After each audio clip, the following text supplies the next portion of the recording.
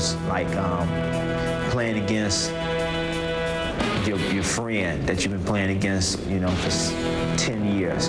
And every time you play, something might happen. You might get a busted lip, you might get a cut on the eye or something like that. But, it's after the game is over with, both people gave their all.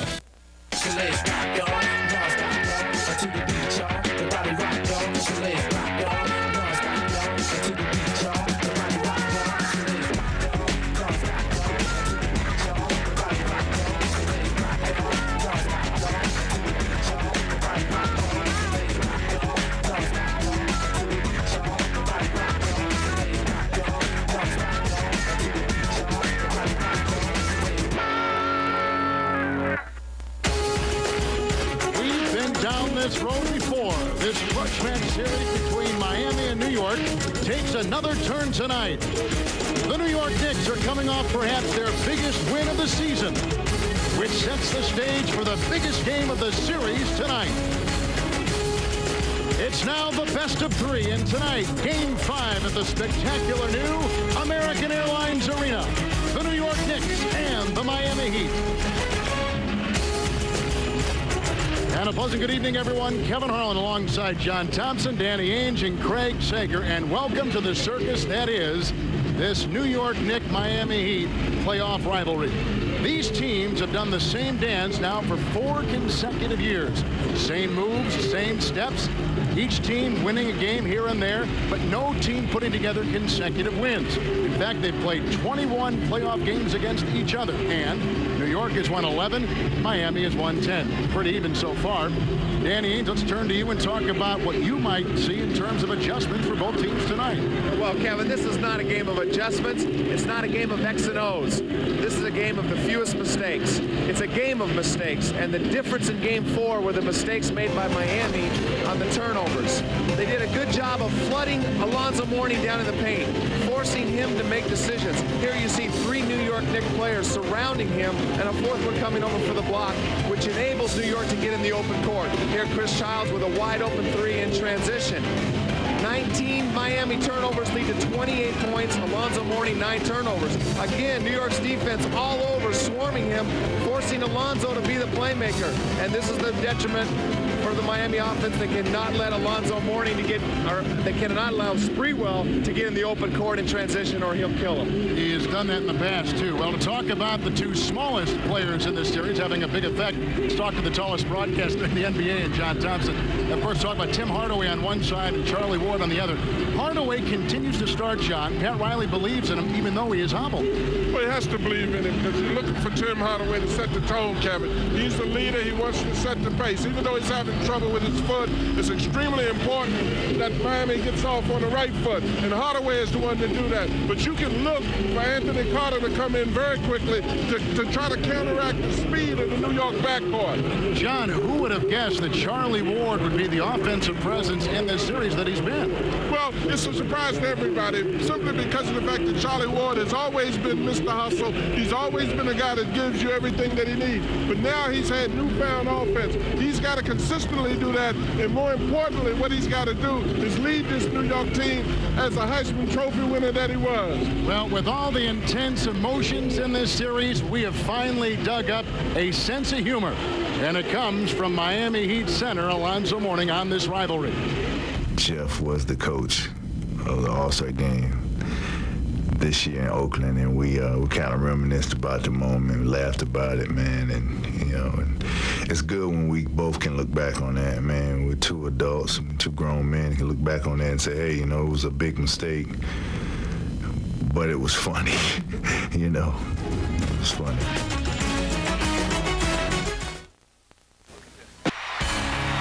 All right, the Knicks and the Heat. Game 5 coming right up on TNT. Ernie Johnson in Studio A, where I'll be joined at halftime by Kenny Smith and Peter Vesey, and John Starks, a veteran of 93 playoff games with the Knicks. The other Eastern Conference semifinal resumes Friday when the Pacers visit Philadelphia. The Sixers, once down 3-0, can tie things up with another win. And Allen Iverson remembers something Jalen Rose was saying last weekend. We won the first game. Jalen said they weren't coming back to Philadelphia. And here they are. You know, a lot of guys talk smack in this league. You know, that's just the way it is. But it's not about talking. You know, it's about playing basketball. Allan Iverson in an exclusive interview with TNT, if you don't count the other 17 microphones. Once again tonight, you can log on to NBA.com or TNT.Turner.com and check out Sync TV. Got real-time stats, news, polls, and chats. It's all on Sync TV. Coming up next year on TNT, so it'll be some fun. Latrell, Sprewell, and the Knicks in Miami to take on Zoe and the Heat. It's Game 5. It's next.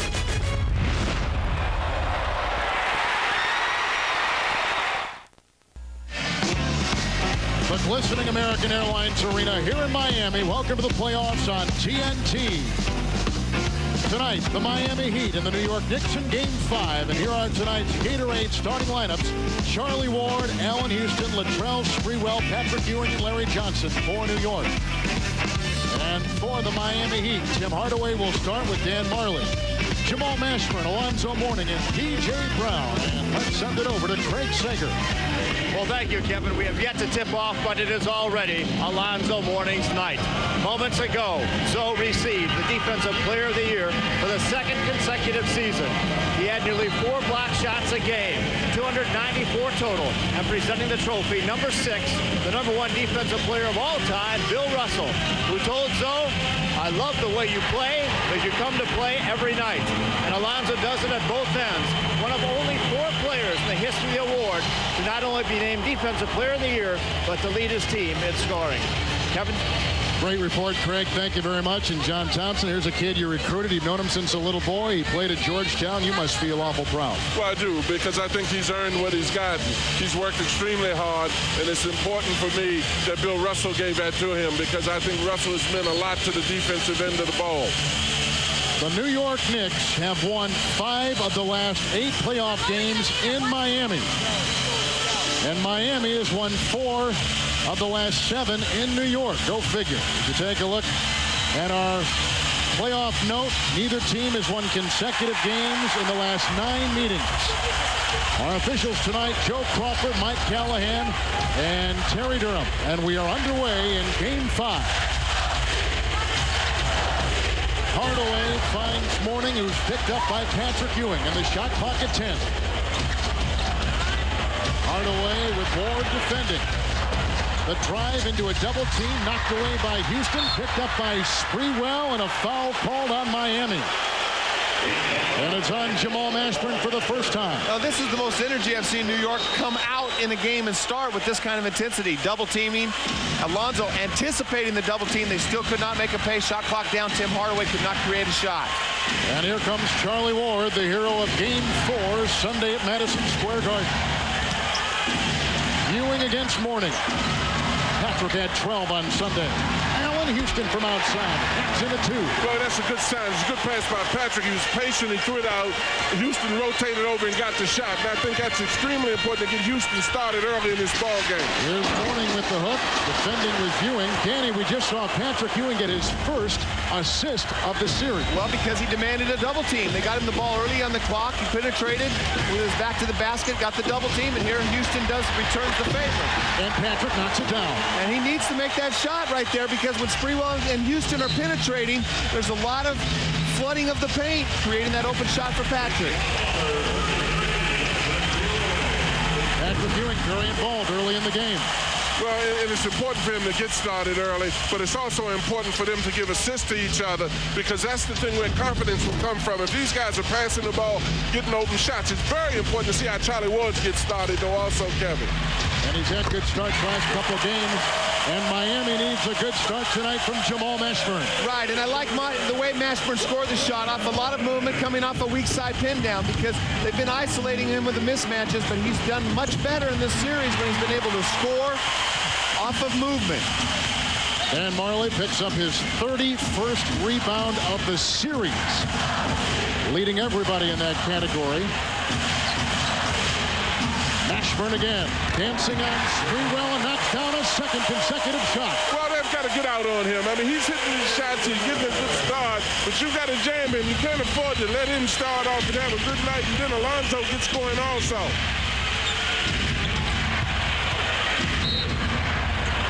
side. Houston tried to find Larry Johnson. Right here you see Mashburn doing a good job of moving without the ball. He starts on the weak side. He comes off a double of PJ and Mourning. And this is where I like Mashburn more. Moving off the screen downs where he can put the ball, shoot, or take it to the basket. P.J. Brown just picked up his first foul for the Miami Heat. A deceptive move by Ward. Driving inside. Can't get it to go. Rebound by Brown. The hobbled Hardaway the other way for Miami. Well, the interesting thing, Charlie Ward did penetrate with a lot of confidence, and that's important. P.J. Brown had a hand on it. It's off Miami, and New York will take it the other way. A missed shot outside by Tim Hardaway. And that's the shots they need. You know, Tim is not the same player he was, but he can make those open threes. Him and Majerle have been shooting miserably from the outside. They need some contribution from those guys because the defense of New York is just guarding the paint. We just saw both teams have started 2 of 4. Sprewell, deceptive move by Mashburn, and he knocks his first shot down. Well, it was a great fake. He showed him a ball fake. He pulled up. He didn't go all the way in, plow it in. Sprewell definitely has to get going for the Knicks because he's the one who initiates a lot of their offense. Mashburn not afraid to shoot tonight.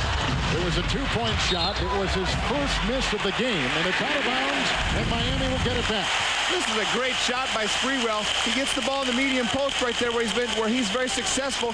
Pump fakes, but you can see how much emphasis the Miami defense has on him right there. Beautiful shot over a triple team. And Danny, that's his game. He can make those kind of moves. Right, and he's an in-between type of scorer, slasher. But that's important for him to make that medium-range jump shot. Mashburn missing right there. He's 2 of 4 starting.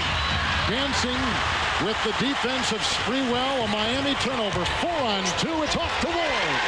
Nice pass by Allan Houston. Well, and I like the fact that Ward filled the lane, particularly for a point guard. A lot of times he'll hang back and wait for the ball, and then he went to Brown, extremely aggressive, Kevin. Mourning grinding with Patrick Ewing inside. The hook won't go. A rebound by Ewing. His first of the game.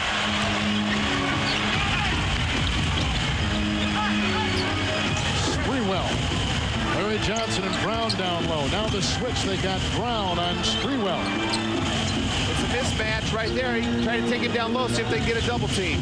Shot clock at 4 with the 3. Launched from outside. Rebound by Alonzo Mourning.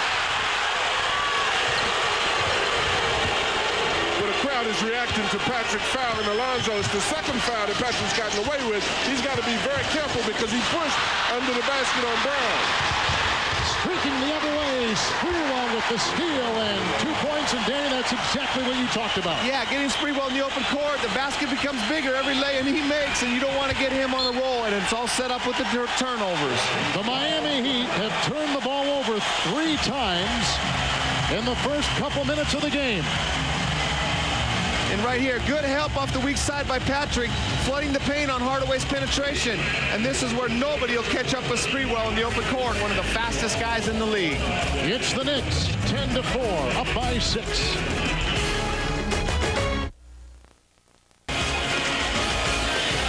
And here we see a lot of turnovers by Miami in the early going, and a Game 5 adjustment right here. You see Sprewell's going to jump up and push Mashburn down on the pick and roll, and Larry Johnson's going to protect the paint as they come over and set the wing pick and rolls. And a big adjustment for New York. Mashburn doesn't adjust to it, is anticipating the trap by the New York defense. Sprewell gets a hand on the ball, and then again, they get in the open court and convert on the easy fast break. 7.5 to play in the first quarter. Here comes Tim Hardaway to Majerle, swinging it off to Mashburn. And the ball rotation good by Miami. They tried a 3. Ewing gets his second rebound tonight. You saw no Miami players in the paint for an offensive rebound opportunity, all of them outside the yellow paint. Well, and that combined with turning the ball over, they're just setting the Knicks stage for the Knicks to be able to run. Latrell Sprewell has started the game 3 of 3. Well, and it's extremely important. Miami's got to take care of the ball, Kevin, on offense. They're throwing the ball away, and as Danny indicated, they didn't get a lot of movement, and they're shooting the ball up. That makes it easy for the Knicks to rebound. The Knicks want to run on this team. Mourning with the fadeaway, and it won't go, and the rebound is pulled down by Sprewell. Well, this is an example. I mean, they're throwing up shots, they're missing those shots, and then the Knicks are getting fast breaks. That's the Knicks game. They want to run. They don't want to play against the Miami set defense. Danny Sprewell has hit all 4 of his shots, and a timeout taken by Miami. And the reason that Pat Riley's calling that timeout is to run the pick and roll. Tim Hardaway was surprised by the defense that that New York ran right there. They got to make the adjustment, and you just can't let Sprewell get in the open court again. You know, the basket just gets bigger. Those medium-range jump shots start falling for him when he's able to get in the open court and make the easy lay-ins. John, we talked to Pat Riley today, and he conceded there is very little room for error for his Miami Heat. Well, it can't be. I mean, they've got to be careful, and particularly in handling the basketball. I mean, they can't get to the point that they get out there and miss shots. They can't get out there and have a lot of turnovers, and then if they get out rebounded, they have a problem. That throws the game right in the Knicks' hands because the Knicks want to run. They do not want to play against Miami's half-court defense. And they can rebound well enough to run. Absolutely. I will say that the adjustments that Jeff Van Gundy has made on the pick and roll has caused some of this frustration right now, and it caused Pat Riley to call 2 timeouts early in this game. Ward picks up Hardaway. Here's P.J. Brown, much taller than Larry Johnson. Well, that was a great decision. They went to Alonzo a couple of times. He's missed the shot. They exploited the advantage that Brown has over Johnson's hot side. A nice 10-2 run constructed by the New York Knicks. Nice defense by Miami inside. And here comes Tim Hardaway at the halfway point of an exhilarating first quarter from Miami. Mourning, left uncovered now, drives down the lane and can't convert. It's Mashburn outside, but a fresh 24. Well, and Patrick made a smart move that time because Alonzo's a lot quicker. Rather than stick his knee out, and then he fouls it. But rather than stick his knee out, he let him go, and Alonzo was surprised by how open he was. And here's the defensive player of the year in the NBA. Well, look how much quickness Sprewell has. He just explodes by Mashburn. Hardaway can't do anything. Alonzo comes all the way from the weak side. One of the few guys that can contest at the rim, get there quick enough to stop Sprewell on the dunk. Well, and then even though Alonzo blocked that shot, it's a great sign that Sprewell is going that aggressively towards Alonzo because eventually some fouls will be called with the amount of contact that has to be made. Well, Patrick Ewing has just picked up his second personal foul. As you take a look at Bill Russell, he's won some hardware in his career and presented the NBA Defensive Player of the Year trophy before the game to Alonzo Mourning. And I think that big fella knew a little bit about blocking shots. Have you ever met Bill Russell, Coach? Never in my life. John Johnson, the backup for Russell in Boston in the 60s.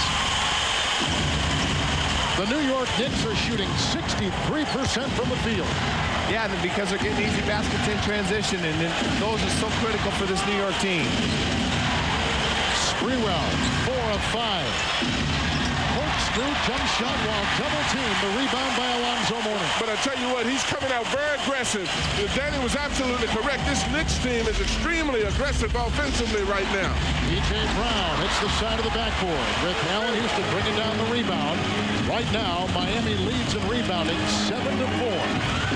Allan Houston from outside. The big guards, the big-time scorers for New York are hitting. And it's because they're creating tempo. They're not letting Miami just get set in their defense where Marley can hold him. Everything is off the move in transition. Driving inside is Tim Hardaway, accelerating. And had to feel very good for him. Well, absolutely, particularly because he's having trouble with his foot. But that's why you asked at the top of the show, why is Hardaway out here? That's why he's out here. Even with the disadvantage of his foot, he got him a basket when they need a basket. Sprewell and Houston have combined for 6 of 8 from the field. Sprewell, Charlie Ward on 3. Ward right between the eyes. Well, you know, Pat Riley told us before the game, you know, they don't want to let Charlie Ward shoot, but they obviously they'll care if he shoots more than having Larry Johnson play one-on-one because they continue to double-team the post. Charlie Ward knocks down his 8th three-point shot in this series. P.J. Brown. Sprewell impressively climbs the ladder. Well, interestingly enough, Riley tried to slow him down so they could run something set because they've got to make some shots to stop this fast break of the Knicks. So with Ewing on the bench and a couple fouls, Kurt Thomas is in, and a knock away by Sprewell, whose hands got him in trouble there. And a foul called on Sprewell for the first time tonight. They're going to bring in Carter and take out Hardaway, but moments ago, Hardaway showing flashes of his old self. Well, right here, Charlie's not respecting him very much, and Larry Johnson, normally that's a play they trap, but Timmy, who has not been able to get to the basket, I think has lulled him to sleep, and he has shown more energy in the first quarter of this game than any other of this series. So here comes the rookie, Anthony Carter, in the game. Well, you put speed in the game. The Knicks have been running, and now that you got a guy like Carter who can slow down that transition a little bit, but Miami has to make some shots, take some time to make some shots in their half-court offense. Marley with the three, and he takes, Danny, so many three-point shots in this series. 36 out of his 46 shots are from the three-point line, but that's his job, to space the floor, because they're going to Mashburn and Mourning, and Dan's just got to make some. He's a great three-point shooter, has made a lot of big ones in his career, has struggled, and I think a lot of it is because he put so much emphasis on his defense against Houston in this series. Mourning snaps it out to Carter, who smashes it inside, can't find the two. Offensive rebound by P.J. Brown, kicks it back to Marley. Another three.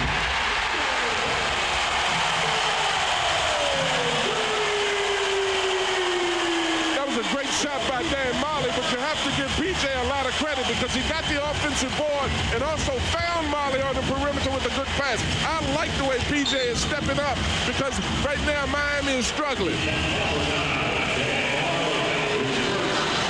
And a foul called on Marley for the first time tonight. Right there, but you know, that was all set up by Carter's penetration right there. Camby went over to block the shot. Wide open shot for Marley off of the second chance points, and those are huge in this series. Miami has never led. The New York Knicks have led by 10. New York up by 6 now, 19-13.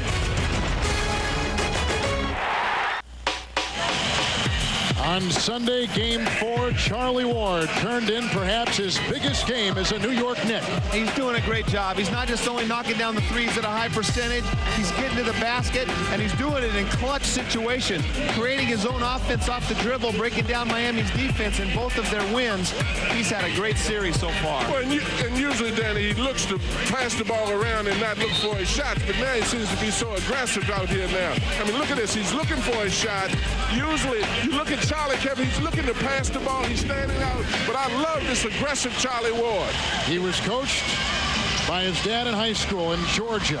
He went to a junior college, then to Florida State, where he won the Heisman Trophy. Before he was in the NBA, he played a short time in the USBL before the Knicks made him a #1 choice. Yeah, Charlie has just got by with his hard work and his knowledge of the game. He's got great vision as a way of, winning the Heisman Trophy at the quarterback position, but his confidence is growing also because he's getting more minutes. And 31 minutes in this series is more than he's played all year. The shot clock is showing 5 as Marley is guarding Houston. And a foul called on Dan Marley for the second time.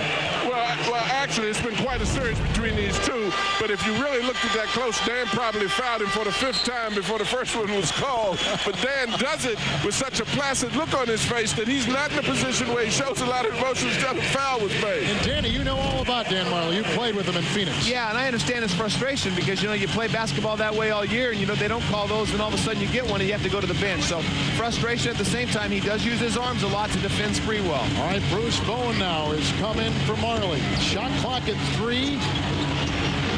It's Sprewell to Camby. A miss inside. Rebound by Thomas, who is replacing Ewing with 2 fouls. Houston takes it toward the circle, and Bowen is right there. Almost a mirror image of Marley on defense. And a foul called on Bowen. So Houston has gotten 3 fouls out of the players Miami is designated to guard him tonight. Well, he's gotten 3 fouls, and that's good. But I tell you what, he won't get a lunch break tonight because you go from Dan Marley to Bowen on you. You're in for it, buddy. If you're not aggressive and you're not moving and using screens, you're in trouble tonight. And it's obviously a concerted effort by the officials to clean up the game because there's not been a lot of scoring in this series. There's been a lot of physical play, and they want to get the hand checks off and establish the game. And Joey Crawford has done a good job of establishing it early. Don't touch the guys on the perimeter. Allan Houston, the Olympian, and a first-time All-Star. 6 points for Houston. Sprewell with 8. They lead the Knicks in scoring.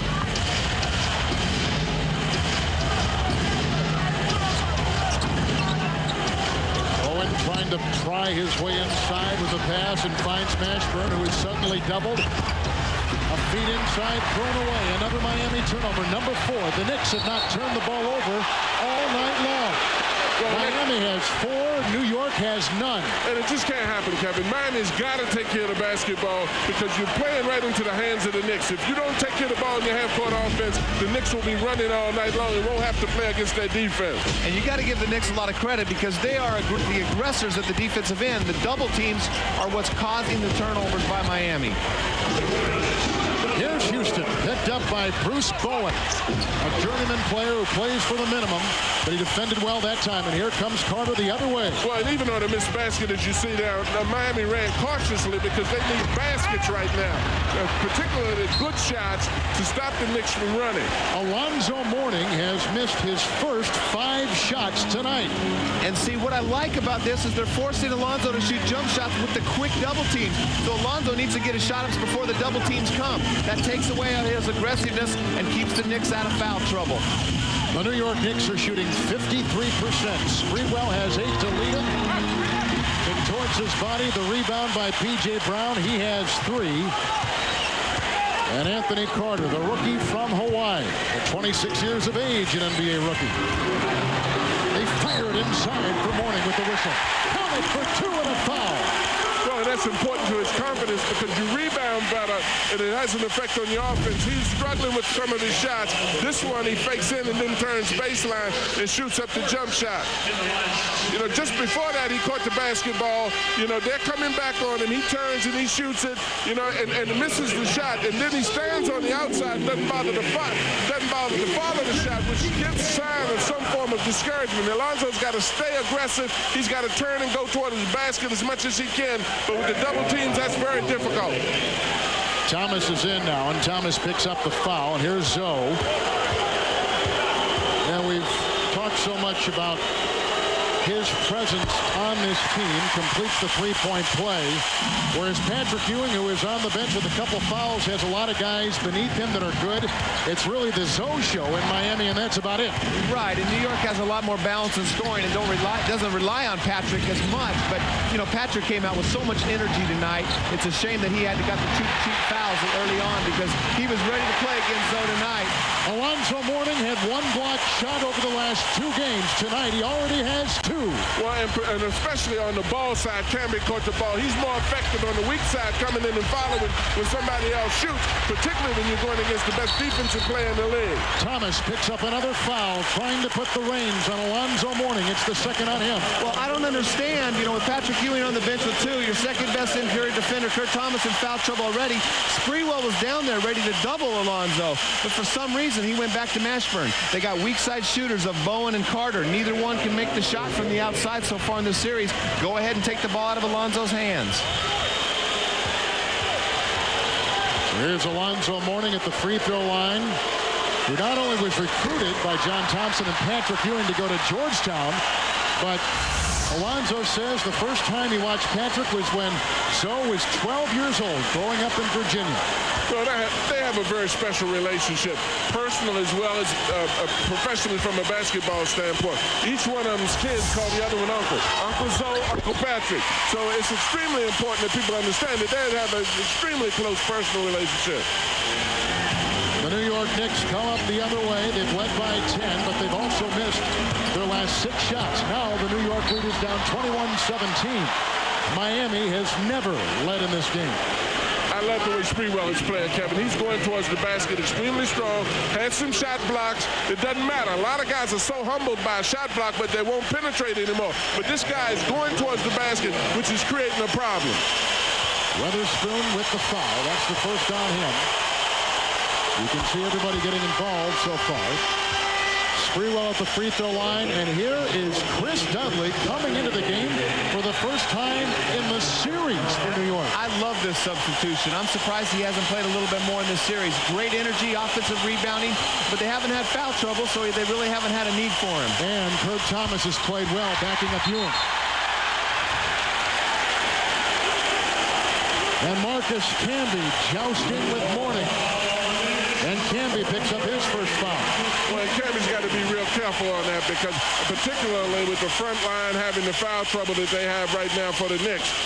Dudley, Danny, I wonder if he remembers the plays. He hadn't been in the game so long. I sure hope he still remembers the plays. He might be coming out of the game right now for this last possession, so his stint on the court might have been 0.3 of a second. But I do agree with you. I like his big body presence in there, and he does the things that he's capable of doing rather than trying to do things that he's not capable of doing, and that's what makes him effective. He's in his 3rd year with the New York Knicks. He's played with Portland, New Jersey, and Cleveland. Hey, by the way, he went to Yale, as did his father and grandfather and great-grandfather. I think he knows the plays. Well, I sure hope he does, because he's been out of the game long enough that he's better be studying him in a manner in which he was at Yale. And here he goes. He's had a bad back. He had a slip disc earlier in the season. Miami's done a good job of weathering this storm. You know, New York came out with a great deal of aggressiveness, caused a lot of turnovers, and Miami's hung right in there. Final half minute of the first quarter. Good offensive rebound by Weatherspoon. Gives it off to Bowen. Majerle is on the bench with a couple of fouls for the Miami Heat, and Mashburn will hold it for the final 14 seconds. Well, again, Kevin, that's concentration. The Knicks can't afford to be in the position they're in on this court and let them get this ball back like they did. Mashburn with a terrific move inside. Oh, what a play. Great play by Mashburn right there. He's great off the dribble. They better get back on defense. Nice move by Houston to get the shot away, but would not have counted. The New York Knicks did not turn it over once in the first quarter, but Miami certainly did. They turned it over 4 times. Exploited by Sprewell, and moments ago, a dazzling move inside by Jamal Mashburn.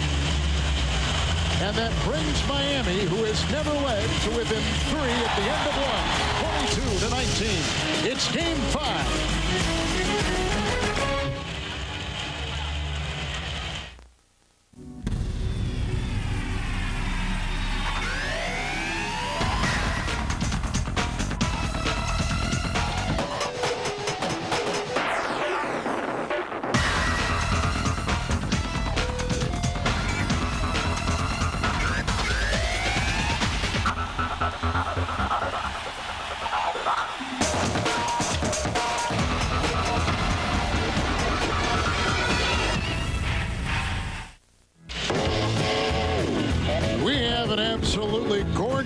Here in South Florida, and as the sun sets in the west, it's the Western Conference which has caught the attention of the NBA. Los Angeles taking care of Phoenix last night. Portland did the same to Utah. So on Saturday, game 1, Lakers and Portland, one of the most anticipated series of the season, and we'll have game 2 for you Monday from the Staples Center. I don't know what coach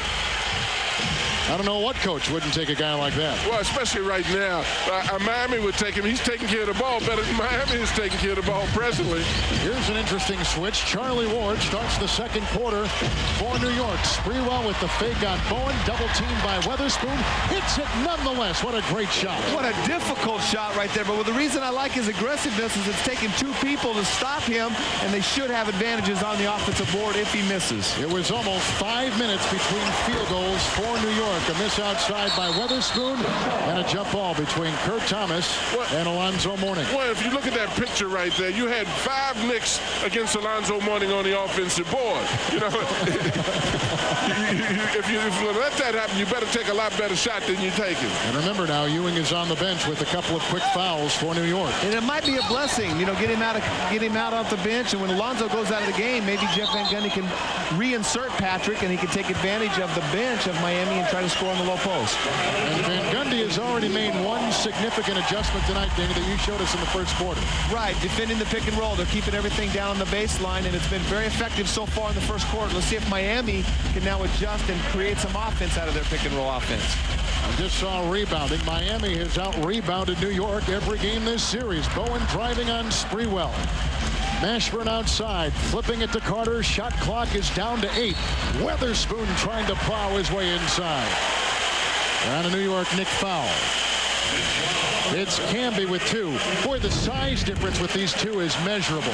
Right. Witherspoon had about 5 shots blocked in Game 3. Here he does a good job. He only got 5 minutes in Game 4. Pat Riley must not have been too happy with him, but gets in the game early tonight, and he's being aggressive, causing the foul. A pass inside by Carter, deflected out of bounds by the Knicks defense. Well, and the good thing about Spoon is Danny indicated he had a lot of shots blocked, but he does have a strength advantage. So now, rather than to shoot the little jump shot, the little faded jump shot, he's going towards the basket and putting more pressure on Camby.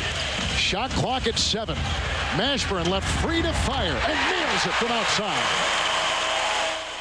Mashburn has hit a couple long-distance shots tonight, a 2 right there, and he's got 8. Right, 2 shots from the outside that he's had his foot on the 3-point line, but he's really feeling it. He's not thinking, he's just out there playing, knowing that he has the green light. Larry Johnson has been scoreless and quiet, has not even taken a shot. He jousts with Witherspoon here. Camby to Ward. Bowen fell. Sprewell will try to exploit, and does. Well, see, and Charlie Ward deserves a lot of credit for that. The guy's been hitting his shots, been initiating a lot of offense lately, but he understands that Sprewell is hot, so he throws that extra pass in the corner to Sprewell. Sprewell's got 13.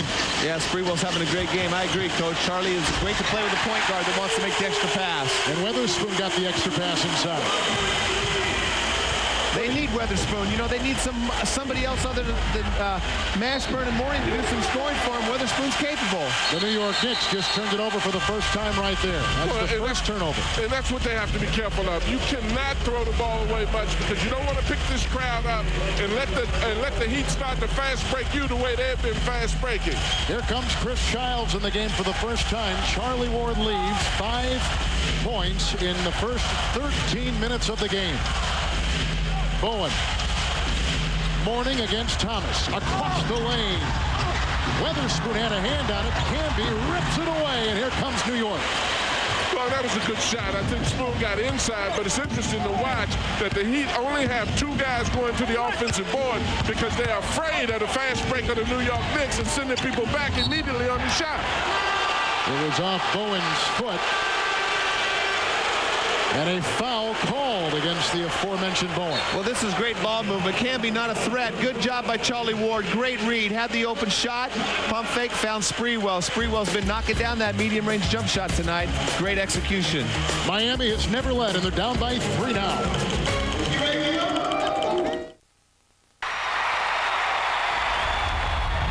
To be honest, I've never seen a situation become so panicked so fast and we're still ahead. Obviously, there's desperation with the fact that we need to close out the series, but at the same time, the same people that are talking were the same people that predicted us to lose this series. We've got a spectacular Friday night coming up for you on TNT. Pacers-Sixers Game 6 at 6 Eastern. And then we'll be in Madison Square Garden for the Miami Heat and the New York Knicks Game 6. A super night of NBA playoff basketball. Kevin Harlan, John Thompson, Danny Ainge, Craig Sager in the Rocket American Airlines Arena. Sprewell on the bench, 13 points. The rest of the Knicks have 13 points. Well, and, you know, I think a lot of what the Knicks have done has gotten out fast break. It's interesting watching the Heat because they're leaving for defense very early and sending only 1 guy to the offensive board and sometimes only 2. 3 are getting back and 4 are getting back. Camby tries to nimbly work around the Miami defense. Here comes Carter. Ewing still on the bench with 2 fouls. New York has had just 1 turnover in the first 16 minutes of the game. Bowen. It's Mashburn. Camby had it. And 3 minutes gone here in the second quarter. Good execution coming out. Just couldn't knock down the shot, but great execution by Miami. Kick violation. 8:56 to play here in the second. Pat Riley's Miami Heat and Jeff Van Gundy's New York Knicks. The Knicks are shooting 47%. Miami shooting 36%. Allan Houston. Wants one right there. Houston is 2 of 5 with 6 points. Flying the other way, Jamal Mashburn. Thomas with the rebound. Well, see, that's the shot you got to capitalize on, particularly where they're struggling offensively. A missed alley-oop, but retained by New York with Johnson's rebound. Childs for 3. Rebound Miami. Two good opportunities right there. About 3 inches short on that pass. Weatherspoon just got a finger on it to break up the dunk by Camby. Hardaway started off on the bench now. Carter taking his place. Childs is in for Ward. Camby guarding Weatherspoon, who goes right by him, detonating to the rack for 2. Well, he's made an adjustment. Before, he was shooting a lot of jumpers in games before, but now he realizes it's very difficult for a shot blocker to block shots if you close the space between he and you. Especially the way that the officials are calling this game. It's taking away a little bit of Camby's aggressive defensive style. Houston with a nice hit right there. Well, that's a big shot for Houston. Good post action, movement without the ball. I like the body and ball movement of both teams tonight better than they've had. Knicks have led by as many as 10. They've never trailed. 7.5 to play in the half. Mashburn's got 8. Carter over Childs into Mourning, grinding it out with Thomas. It won't go, but Zoe will go once again to the free throw line.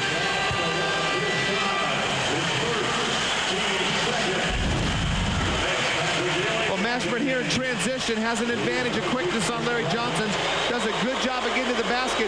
Still hasn't attempted a free throw in the last 3 games after doing 9 times in game 1. You see those zeros there at the end. They need him to get to the free throw line. At least tonight he's looking to be aggressive offensively.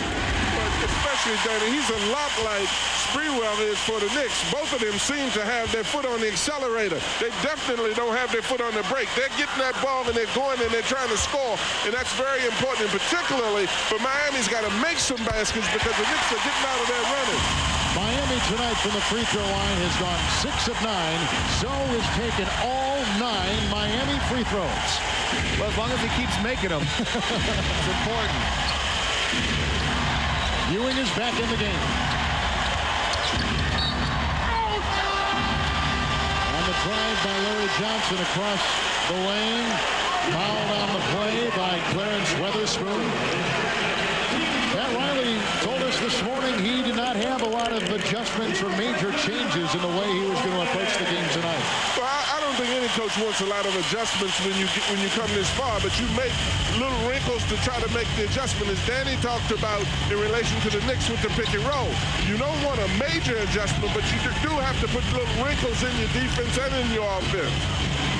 Otis Thorpe comes in for Mourning. Allan Houston creating his own shot inside. Mourning with him gone. Watches Thorpe try to dig it out. And here comes Carter.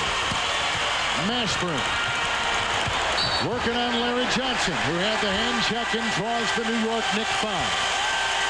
And on Larry Johnson, his first tonight. Larry Johnson still has not taken a shot from the field or from the line. Well, that's because he's been double-teamed every time he's caught the ball in the post. He's been a good playmaker so far. Timeout, Knicks by 1. There's a full moon over Miami tonight and illuminating the beautiful American Airlines Arena. These are the playoffs on TNT. The Knicks have never trailed, but Miami now down by 1 as we send it over to Craig Sager. Well, thanks, Kevin. We mentioned earlier the age of Anthony Carter. He'll be 25 this summer, and he's a rookie. But he is a veteran when it comes to playing in money games. He dropped out of high school in the 9th grade and made a living with the Kirkwood Boys, a group that made a playground legend in and around Atlanta. He says it was not unusual to make $500 to $1,000 a day. But then a shady element infiltrated the playgrounds. He decided to get away and enrolled in an adult education center, went to junior college, then Hawaii, and now is making the best of his second chance. Kevin? Great, Craig. Thank you. Last year he played in the CBA. Mashburn isolating on Johnson. Shot clock at 4 with the whistle. Illegal defense is blown on the New York Knicks for the first time tonight. Well, you can believe that they're very concerned with the Mashburn penetration. And one of the big adjustments that both teams have to make right now is to the officials. They're calling a lot of fouls out on the perimeter for hand checking and so forth. But Mashburn, you can tell that Pat Riley's been in his ear. Get to the free throw line. Don't settle for jump shots all night. He's driving the ball very aggressively. And driving right there. Bowen to Carter. Anthony Carter knocks it down. He's got his first 2 tonight. Well, that's the best way way to stop the Knicks fast break is to be patient with your offense, pass the ball, and then get a good shot and make them run against a made basket as opposed to a rebound and a stolen ball. Miami with their first lead as Thorpe tries to deny Ewing inside. Right here, Pat Riley gave Jamal Mashburn a tape of 40 plays of where he can be more aggressive. Here he does a good job, draws the entire Knick defense, gets him in rotation, leaves Anthony Carter wide open for the jump shot, all set up by the penetration of Mashburn. You saw the assist story. Camby has left the game. Sprewell is in with Houston, Ewing, Johnson, and Childs. Slashing inside is Sprewell. Ewing over Mashburn. Big shot. Well, it was a good shot. I mean, he's outside taking, but it was set up really by the great pass by Sprewell and his penetration. I like this matchup for New York, though. With Thorpe on the court and Mourning resting, I think they should go to Patrick down on the block and try to create double teams or offense for Patrick down low. Ewing has 4. He has started 2 of 3. Great performance so far by the guy with the ball, Clarence Weatherspoon, driving down the baseline. He's got 6 points, 5 rebounds in 7 minutes, all off the bench. He's doing a good job, and I don't know why they keep going for the pump fake. I haven't seen him make many shots from the outside, but Weatherspoon is a guy that can give him a boost. Well, and looking at this is why he's doing a great job, too. He gives a simple fake, as Danny says, but he's hitting in the right direction. He's going towards the iron, as opposed to playing on the perimeter and trying to force up a jump shot against a taller person. And he's coming off a game of just 5 minutes on Sunday in Game 4. He just had a delay of game against New York. File that away. Ewing with the miss.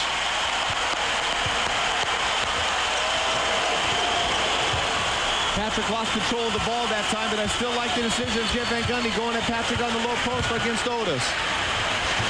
Mashburn and Sprewell. Shot clock at 9. Mashburn's got 8 points. Driving again inside and finding 2. His confidence is really rising right now. He's being very aggressive, and he's got a 50-pound advantage on Sprewell right there. Sprewell's getting a little tired having to cover him one-on-one. So, and I think Pat Riley has told him, too, Danny, to go to the basket because Spoon is going to the basket. Mashburn is going to the basket. And that's the best solution when you're not shooting as well. At least you'll go to the foul line or put pressure on the defense of the Knicks. Right here, he's trying to be aggressive, taking advantage of his size. That's pretty good defense by Sprewell. There's nothing more he can do. Beautiful shot by Mashburn. He's on a nice little roll. And Miami's got their biggest lead. NBA Playoffs 2000 on TNT. Brought to you by Killian's Irish Red, which reminds you one look says a lot. By the United States Army, be all you can be. And by Sunkist, one nation under the sun.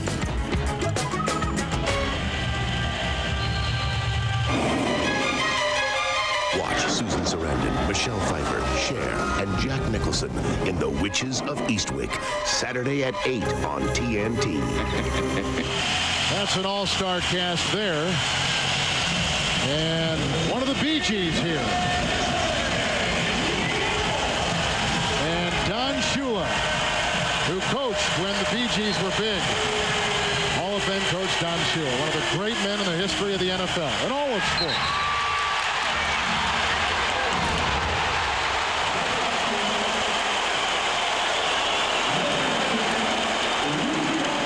Defensive play by Anthony Carter right there, just denying Childs the ball. They came out of the timeout trying to get the ball down in the low post to Patrick. Great defensive pressure on the perimeter. Childs picks up his second personal foul of the game. 4.5 to play in the half. Miami is shooting 43%. New York 43%. Oh! Up high went Carter on the feed from Mashburn on the wing. Childs streaking the other way and over Thorpe knocks one down. Well, that was a great transition basket. You know, that alley-oop is fine for a guy Carter's size if it goes in. If it doesn't, it ends up being a fast break because he's the fastest person under the basket trying to alley-oop. Thorpe grinding against Ewing. Patrick with some nice defense. And out of bounds it goes. Well, that was Thorpe's attempt to try to get a third foul on Patrick. Now Alonzo's going to get back in the game and try to put some pressure on Patrick Ewing. It'll be interesting to see if Van Gundy gets Patrick out to finish the half to protect him for the second half.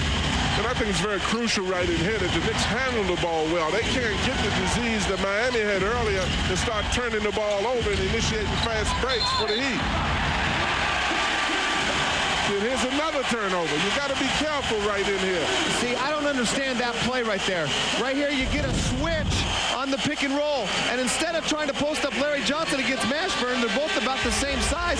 Let Sprewell take Weatherspoon off the dribble, create that mismatch up on the perimeter as opposed to going into the post.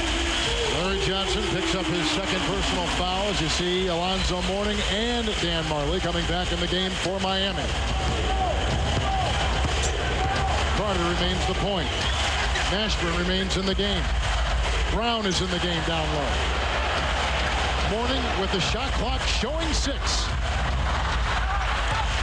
Mourning again, inside, working his way for the shot. Rebound by Patrick Ewing. Well, Patrick's doing a smarter job when Alonzo can beat him, let him beat him, and then fall into the basket as opposed to kneeing him or pushing him. And now Alonzo picks up a very foolish foul by pushing Patrick. Alonzo Mourning picks up his first foul of the game. New York has had turnovers the last 2 trips down the floor. You know, you always see that happen. Alonzo's probably frustrated as a result of getting to the basket and getting a layup opportunity and missing it, and then you come down and you end up making a foolish foul. Childs against Carter. Shot clock at 6. Majerle had a hand on it. Sprewell gets it. 1 second to fire. Philip goes. Tapped up and in by Larry Johnson. Great play by Sprewell, creating the opportunity. Everybody's flooding to him, trying to stop that penetration. Larry Johnson gets his first 2 of the game for New York. Well, in spite of the fact that Charles and Patrick were arguing just then, because Charles wanted Patrick to come up and set a screen, Patrick wanted Charles to throw it in. That's why it's extremely important that Ward is out there and give the kind of leadership you need. You can't get to arguing out on the basketball court at this time. Mourning with the fadeaway, where he is not hit tonight. Rebound picked up by New York. Childs. The no-look is Sprewell. Drives on Mashburn inside. The reverse. Sprewell gets his own miss. Rejected by Alonzo Mourning. He's got 3 block shots tonight. Well, that's why he's Defensive Player of the Year. The guy's got so much energy. Great timing. Dan Majerle thinking about 3. Driving by Childs. Feeding outside to Carter. And Mourning left uncovered and exploits the lack of defense by New York. Well, and that's what Pat Riley talked to us about. He said the percentage of baskets that they had made when there were several passes as opposed to percentage that they were made when there were only one. That time they passed it around, caused the defense to move on the part of the Knicks, and as a result of it, Miami comes up with an easy basket from Alonzo at the foul line. Alonzo Mourning is coming off the game for Sunday where he had 9 turnovers. Tonight, he starts 0 of 5. Now he is 2 of 10, but means so much to this Miami team. 1:54 to play in the first half, with Miami leading 35-34. Game 1 Saturday, the Lakers and the Portland Trailblazers. Each team won 2 games of the 4 they played this year. And then John, Danny, Craig, and I will be in Los Angeles for Game 2, Monday night, 9 o'clock with the pregame, 9:30 Eastern with the tip-off on TNT. What a great series that is going to be. I think that's a toss-up. I like the home court advantage for the Lakers. Shaq and Kobe are playing fantastic basketball, but Portland's on a nice little roll. That's going to be the series of the playoffs, in my opinion. And the interesting thing is both teams won road games in that regular season series. Well, one thing for sure is the real... Houston can't get it to go. P.J. Brown with the rebound. He now has collected 4. 1.5 to play in the first half. Very intense Game 5. Maybe the most important game of the series as P.J. Brown puts in his 4th point of the game. Well, I love the defensive intensity of this game. It's a beautiful thing. Both teams are playing extremely hard. They're making everybody work for everything that they got. And I think there within lies the beauty between both of these teams, that they work very hard at the defensive end of the court. Both teams are shooting 42%. Ewing is clobbered inside by Alonzo Mourning. And there's Larry Johnson. Another time he gets the ball in the post against P.J. Brown. I thought P.J. Brown, from everything Pat Riley tells me, is one of the best defensive low-post players. They continue to double Larry Johnson, leaving Patrick Ewing wide open under the basket. Well, one of the things that Patrick did extremely smart that time, as opposed to just going and trying to jump over Alonzo, he gave him a ball fake. Most shot blockers want to react because they want to block shots. And then after he got him in the air, he sucked him into a foul. Patrick Ewing at the free throw line picked up 2 early fouls tonight. Rebounding +4 for Miami. We told you the shooting percentage, 42% for both teams. The New York Knicks won Game 4 Sunday at the Garden. Neither team has been able to win consecutive games in 9 consecutive games, dating back to last year in the playoffs. New York led by 10. Miami came back for their first lead late in the second quarter, and they lead now by 2. 37-35, the Heat. Weatherspoon has played well coming off the bench. Anthony Carter for Hardaway. Hardaway is on the bench, and there he is up and cheering, and Anthony Carter has come off to go 2 of 3 for 4 points in the game. I just love his energy and his confidence. There's no hesitation in his shooting right there. He's just taking it, let the ball fly. Allan Houston lets one fly at the other end. A quick rebound by P.J. Brown. It is so loud in this building. Easily the most emotional game in this building, in this series. Mashburn, shot clock at 5. Looking to feed with the whistle and a New York Knicks foul. Miami moving it around well. Sprewell picks up a foul, number 2. And this is an adjustment Pat Riley made when they're pushing a baseline. He sends Dan Morley over to strong side, swing the ball from side to side. Great execution. Big shot by Carter spurs confidence. Yeah, Riley told us today, John, he wants that ball rotation. Well, he's got to move the Knicks defense. He wanted to be in a position where he can get offensive rebounds, as well as the fact to put people in a position to be able to penetrate, as they've been doing, particularly in the second quarter as opposed to the first quarter, shooting jump shots. I think once you get motion and you move defensive players, it enables you to have more opportunities offensively. Jamal Mashburn taking his first free throws in 2.5 games in this series. And that's important, but he has been aggressive. He's created a lot of double teams and shots for his teammates through his penetration. I like his aggressiveness tonight. And one more note, Mashburn, the first player other than Zoe to take Miami free throws tonight. The final seconds in the first half of Game 5 ticking off. Sprewell collides inside, and the foul is called on Latrell Sprewell. He's got 3 in the game. Big play right there, and Latrell should know better. He's been knocking down, coming up, pulling up for that in-between jump shot. He can see, that's Miami's defense this whole series. You know they're going to attack the basket. Well, you're absolutely correct, Danny. He did just the opposite of what he did earlier in the game, where he penetrated. The second layup defense came in to stop him, and he pulled up. That time he went straight through and picked up a foul that he'll regret later in the game. Mashburn missing. Buzzer sounding. We are at halftime. Miami trailed by 10, but then the Miami bench came in, helping out players like Alonzo Mourning, who had 10 points himself. But Jamal Mashburn getting free throws, driving inside, 12 points. Let's send it over to Craig. Well, Jamal, first of all, a slow start for you, Bryce. Really picked it up. Why were you able to get in the penetration, get the open shots? Well, we're trying to make them play us on defense, not rely on our jump shooting. That's what we did in Game 4 a little bit. And when they don't fall, it's not going to be effective for us. So we got to keep on going to the hole and put some pressure on the referees to call some fouls. Well, that's what Danny Ainge mentioned earlier, that they were calling it closer on the perimeter. Has that helped you?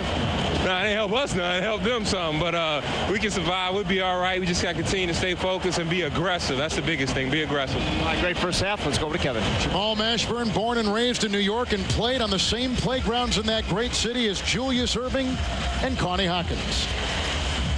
Coming up, the AT&T halftime report. We go to Atlanta with Ernie Johnson. Here at halftime, it's Miami 41-35.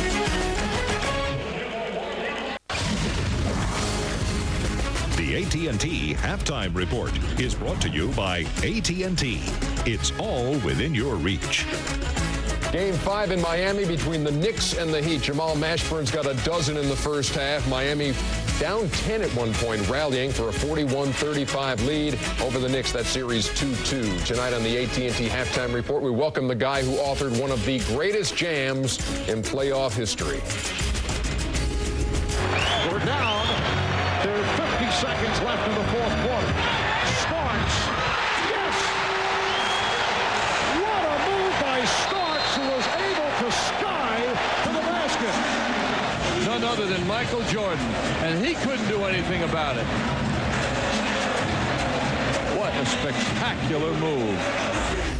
Drop it like it's hot, Sean. Drop it like it's hot. Hello, everybody. Peter Vesey, Kenny Smith, Ernie Johnson. John Starks is here. When did you decide you were going left hand on that?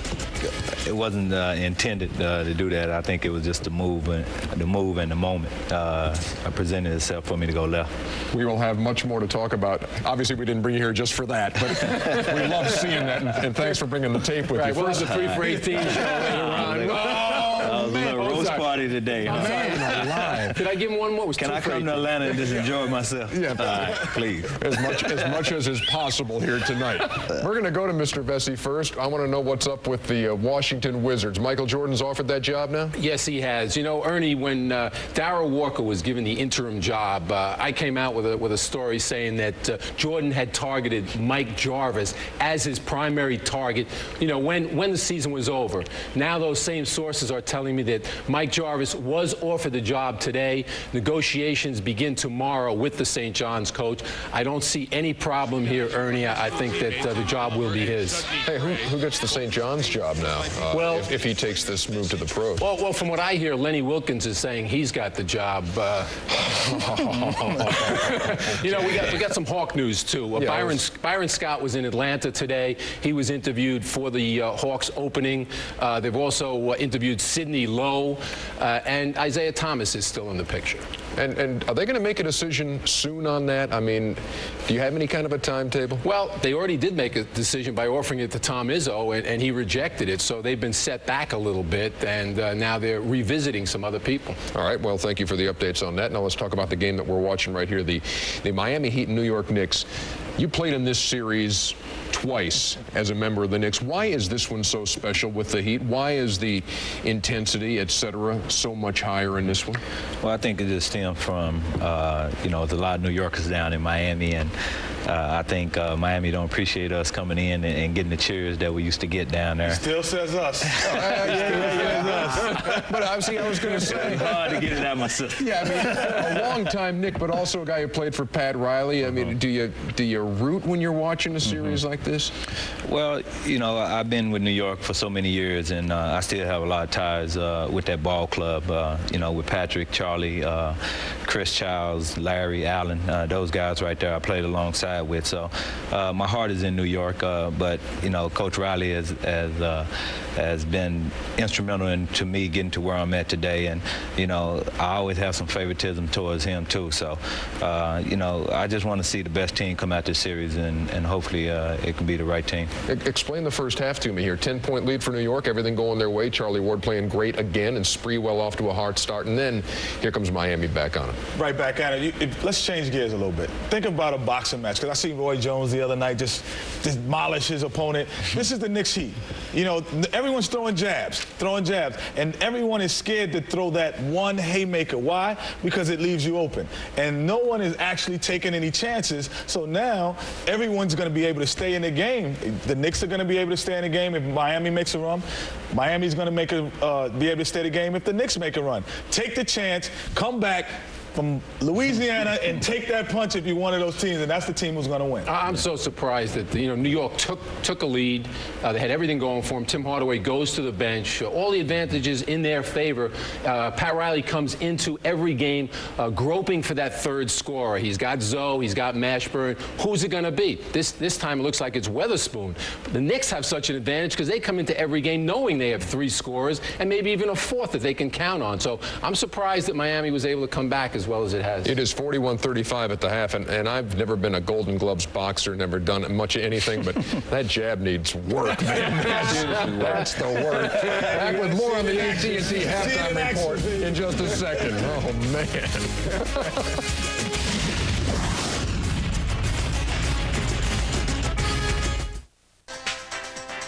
Okay, people, we got work to do. It's time to boogie. 5, 7, 6, 8. We take our job as NBA dance consultants very seriously. I need more. Like this. You have to feel the music. River dance. I used to be able to do this. Nice. I like it. Woo, get it up now, get it up. Are you guys sure about this? Absolutely. Welcome back to the AT&T Halftime Report. Latrell Sprewell has 13 points. He also has 3 fouls. New York down 41-35 to the Heat in pivotal Game 5. Back here with Peter Vesey, Kenny Smith, and John Starks. And, John, you say you talked to Charlie Ward today. What was he thinking? Well, actually, I talked to him yesterday, and what I told him is that the excitement that he brought at the end of the game is the type of excitement that he had to bring for the whole course of the game. Just don't wait till the end of the game and bring that excitement, because, like you say, he had to be the leader out there on the court, and everybody's going to feed off of him. And, you know, he's been doing a good job through the course of the series of doing that. Played about the first 18 minutes of this game, has 5 points. What do we look for here in the third quarter and the fourth? Any more Sprewell penetration, you can look for the Knicks win, because he's the only guy who's really breaking people off the dribble. Weatherspoon is doing it for the Heat, but I don't think that's his game, and the natural feel comfortable doing that. Zoe only has 2 fouls. They got to get him in foul trouble for the Knicks to win. And he's got 6 points on 1 out of 6. So for Peter Vesey and John Starks and Lennox Lewis, Ernie Johnson here. That's it for the AT&T Halftime Report. Enjoy the third quarter. It's 41-35. The Heat leading the New York Knicks.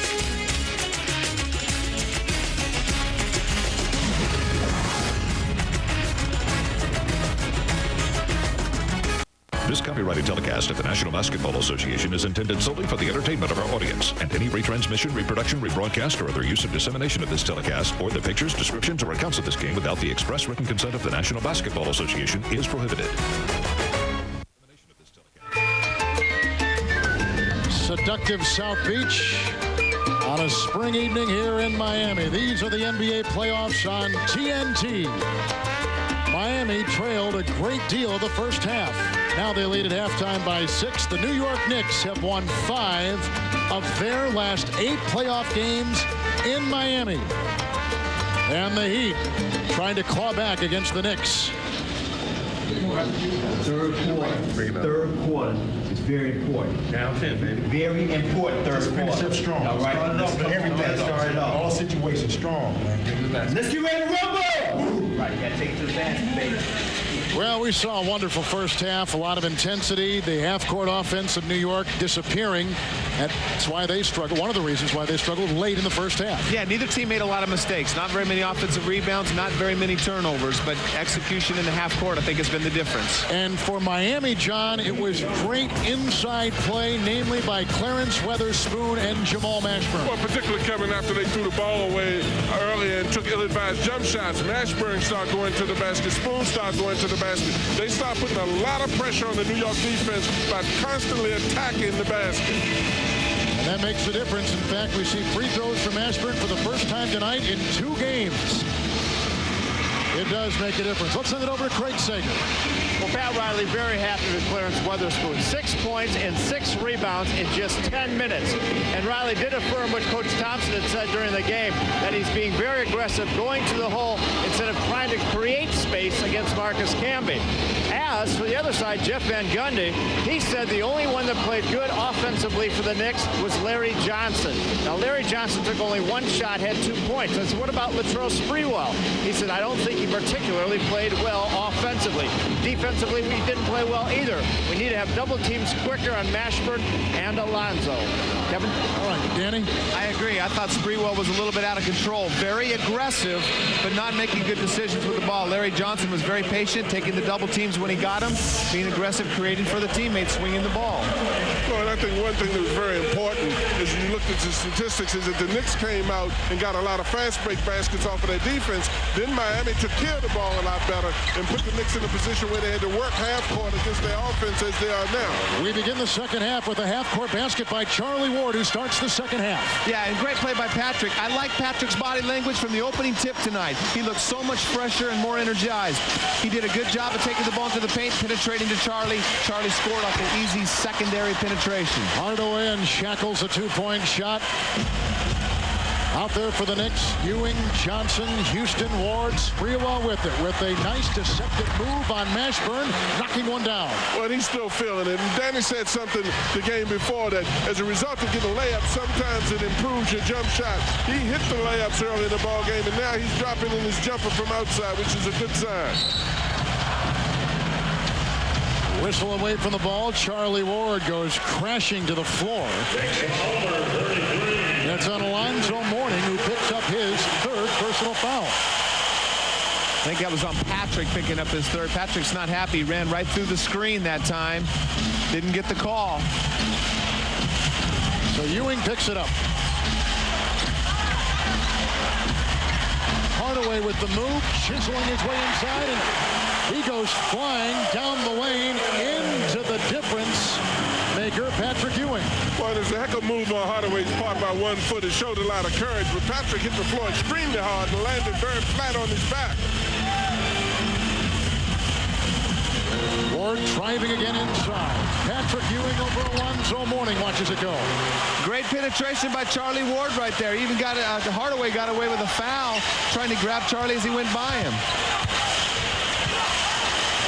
Alley-oop inside. Down to Alonzo Mourning. Well, I'd like to see it to Alonzo a lot more than they threw the first one to Anthony Carter. You know, you throw it to a big guy, you throw it above the rim, and he goes up and he puts it in. Besides that, you have balance on the floor defensively and offensively. The Knicks have started 3 of 3 from the field in this second half. Defensive switch. Now Majerle is guarding Larry Johnson with the double from Mashburn. They rotate to Ward. Picked up by Mash. 2 seconds to shoot. And he drills it from outside.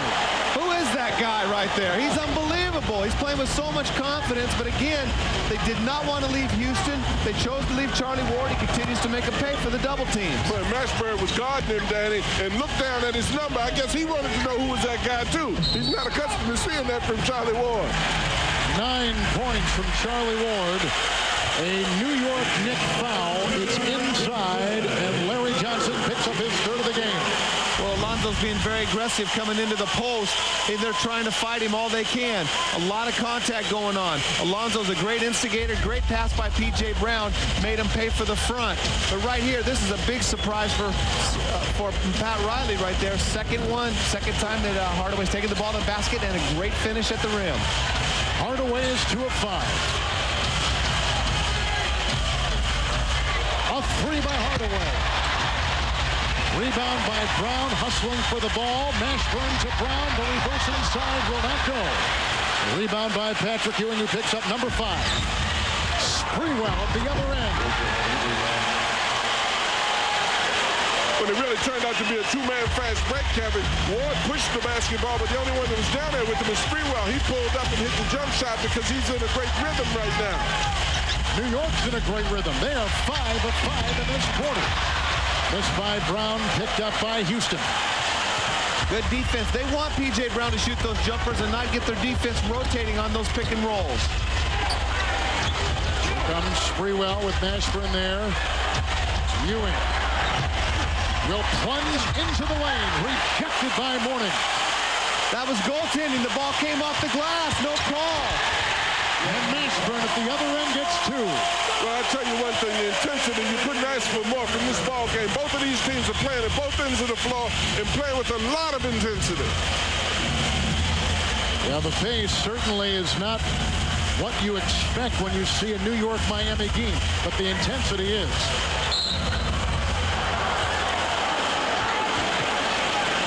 A foul away from the ball. It's down low, and Dan Majerle picks up his third. From my angle, this looked like a goaltending. Patrick does a good job. If the ball touches the glass first, yep, ball hit the glass, and then Alonzo hit it off there. Definitely goaltending. When you're defensive player of the year, you get away with those. 4 minutes gone in the third quarter. Ewing inside over 2 defending Miami players. Well, that was a great shot. He caught that in the paint, and he turned and went straight up with it. Most of those Alonzo have been blocking when he hasn't been given a ball fake, but Alonzo was in the secondary part of the defense. Ewing with 9 points and 5 rebounds. Hardaway for 3.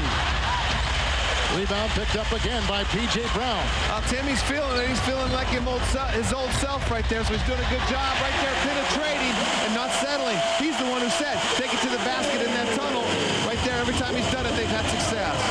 14 for Alonzo Mourning. Well, that was a great play set up by Timmy because he forced all the big guys to come to him, and he just dropped it off to Alonzo. Knicks are shooting 47%. Sprewell has normally been very accurate tonight. He has 17 points, but missing wildly there. Mashburn over Spree. Rebound by Ewing. number 6.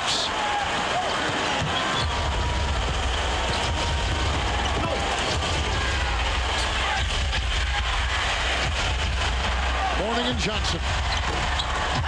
Rebound by P.J. Brown. Brown has collected 7 rebounds. Hardaway inside.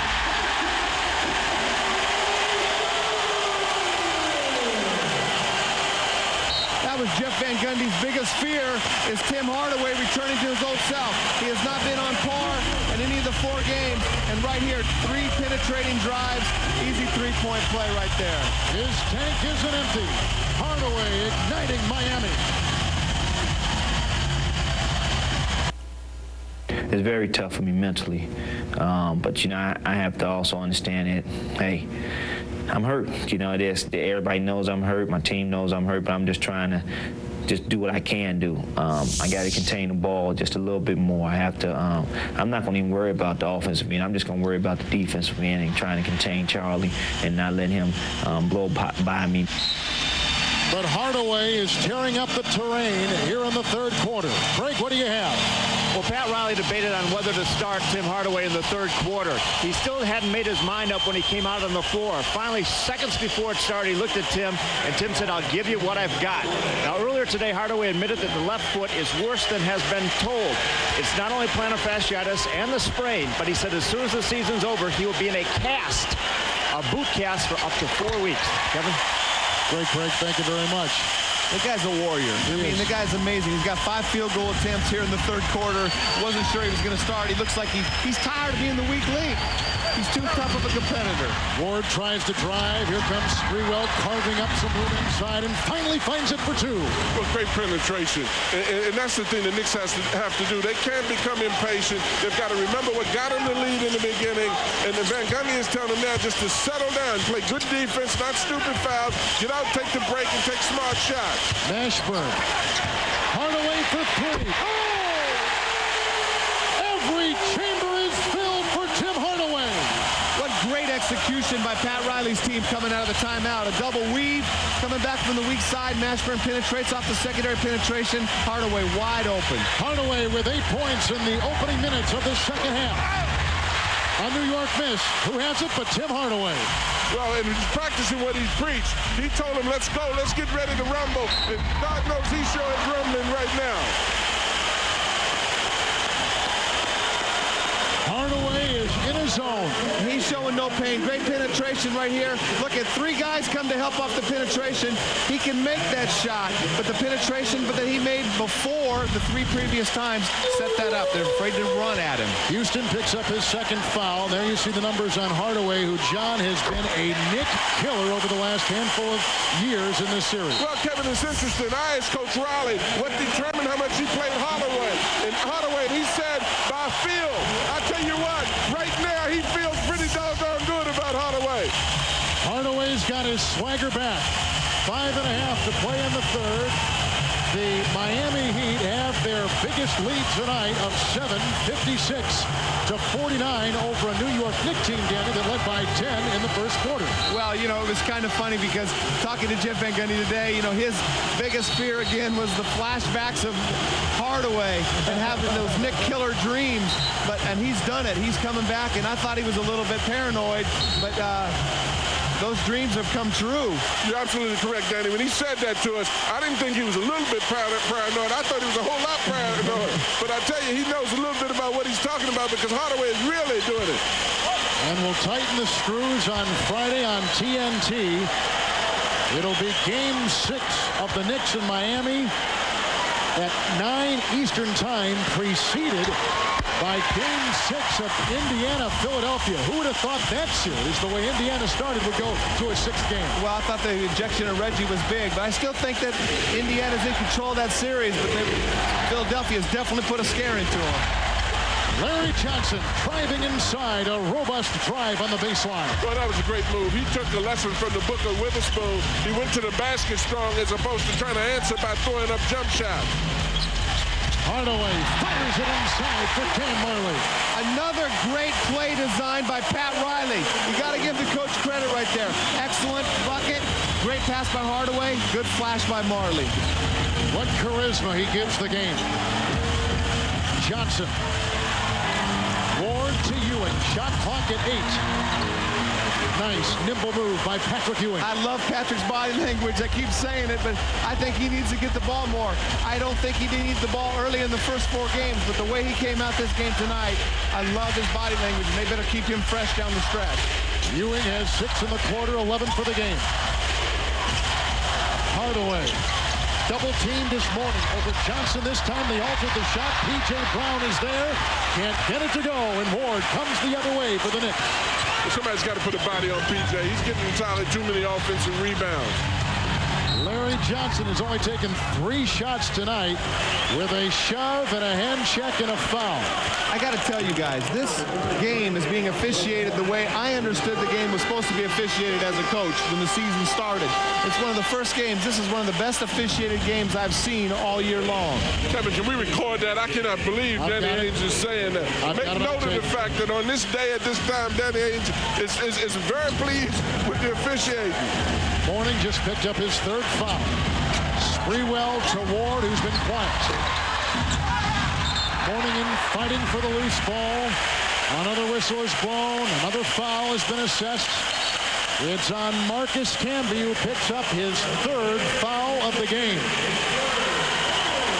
So now Sprewell with 3, Johnson with 3, Ewing with 3, and Camby with 3 fouls for New York. Well, that's going to be a deciding factor. They've got to be smart, but yet maintain that intensity right now. I think you've got to respect the fact that these athletes are totally putting out. All of them have to be a little tired when it comes around to the 4th quarter because the energy level is unbelievable in this game. Majerle at the line, the 2-time Olympian, the 3-time All-Star. And I think this is Dan's first trip to the free throw line. I think he had 1 attempt before, but it was off a technical foul, so this is the first one he's earned. And on that note, Miami is 11 of 15 from the stripe. New York, 4 of 6. Majerle got a couple quick fouls. Hey, Joe, he's bleeding. He is the perfect Pat Riley player, isn't he? Defense, tough, veteran. He's the perfect every coach player. Every coach would die to have Dan Majerle on their team. That's absolutely correct. And now he's bleeding, so they got to go wipe the blood from his knee. That makes him play better when he's bleeding. Yeah. I'm telling you, that's the kind of player he is. You better take a DNA on that one because you don't know whether that's his blood or the guy that he's guarding's blood. And they replace one, look at that. They replace one ruthless defender in Majerle with another ruthless defender in Bruce Bowen. Yeah, Bowen doesn't have the strength, but a little bit better foot speed than Dan. Sprewell slicing inside. It's picked up by Mashburn with under 4 to play in the 3rd quarter. And the Miami Heat leading 60 to 53 in what many people think is the most important game of the series, Game 5. Sprewell with the knockaway. And buckle up for Latrell Sprewell. I think that's a great no call. Sprewell stripped the ball. Mashburn tried to hold on to him, break it, but I like the officials letting him get away with it. Well, I agree with you, Danny, for a change. I won 110% because the intensity level of this game, they let these guys decide this game, but not gaining advantage in doing it. Miami turns it over for the first time in 13 games. They come right back the other way as Alonzo Mourning throws down a sledgehammer. Well, Patrick can't give up the baseline. We've talked about it throughout this series. That's the first time he's got baseline drive. He has no help on the baseline side. This is the guy that's got to get off to help the Knicks. He's got to get loose. He's got great defenders in Boyd and Marley Gardner, but I'd love to see Houston really initiate a little bit more movement to get himself open. Houston is 3 of 9. Ewing with the left-handed miss. Miami the other way with about 2.5 to play in the 3rd quarter. Miami is shooting 45%, but it's 46 from the field. I still like the drive by Patrick. Patrick's misses tonight are high-quality attempts. The runner by Mashburn.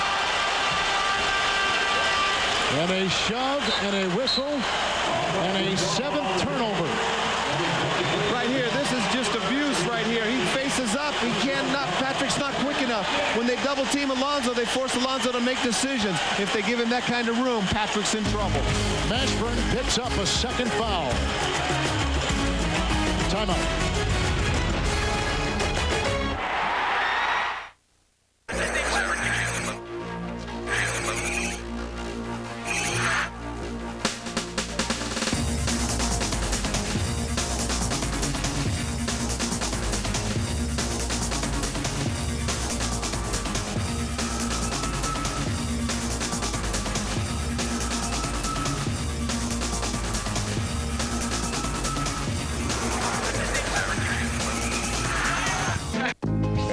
playoffs, you have to pay the cost to be the boss. Pay the cost to be the boss. Look at me. You know what to see.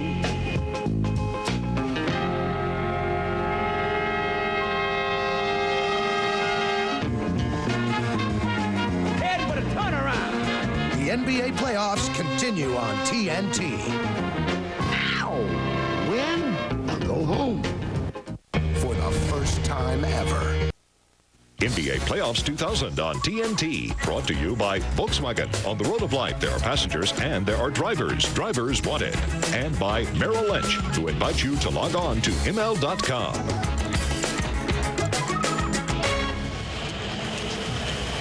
See why temptation can be a dangerous thing. Watch out for Alicia Silverstone in The Crush, Saturday at 10:30 on TNT. Let's now take a look at tonight's American Express leaderboard. Defensive Players of the Year. Mourning has won it for a second consecutive year. Elijah on back in the mid-90s. Robinson, Michael Jordan led the Bulls in scoring in '88. And then the guy that kind of initiated great defense, Sidney Moncrief. The award has only been given since 1983. The guy that initiated was Bill Russell. Right, Who gave it to Alonzo right there. Why not name it the Bill Russell Defensive Player of the Year Award? What a great idea. Great idea, the Bill Russell Award. And they got Larry O'Brien Award. Give it the Bill Russell Award. You got a Joe Dumars Award. Mashburn with the interception. The Knicks' first turnover in this third quarter. Miami has had 7 turnovers. And Mashburn has 5 of the 7 in this game for Miami. Hardaway's been thrilling to watch. Allan Houston watches Hardaway. Drive inside. I love it. The old Hardaway. What a captivating third quarter performance for Tim Hardaway. He has 10 points in the quarter alone. Oh, and how huge are those 10 points right now? What, it couldn't come at a better time for Miami and a worse time for New York. Sprewell the drive inside, trying to puncture the Miami defense. Well, Van Gundy said he didn't want any resurrections, but look at this crossover right here. I think he's seeing the resurrection of Tim Hardaway today. That's the third on Jamal Mashburn. Take a look at Knicks head coach Jeff Van Gundy.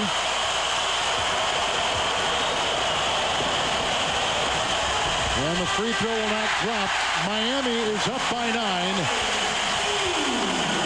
And this matches Miami's biggest lead in this series, as Mourning and Mashburn will exit.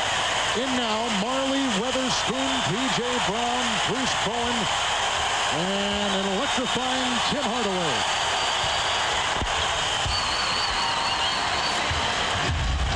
Well, you can just see Tim Hardaway's confidence growing. He's probably going to try to jack up a 3 or take it again because he's feeling really good about himself right now, and he knows that Carter's coming in any minute to get him. And playing in excruciating pain. Hardaway got a screen. Driving Weatherspoon forced out of bounds. Some nice defense by Marcus Camby of New York. Well, and you look at the amount of times that Houston had not been touching the ball. You look at when he was in the ball game, very seldom did he put his hands on the basketball out there. And just to some extent, you've got to look for him a little bit and get him the ball. Wonderful touch by Patrick Ewing inside. And a great decision by Sprewell that time. I love Sprewell's aggressiveness. This half he's made better decisions, but he's been the offensive energy on this New York team all night.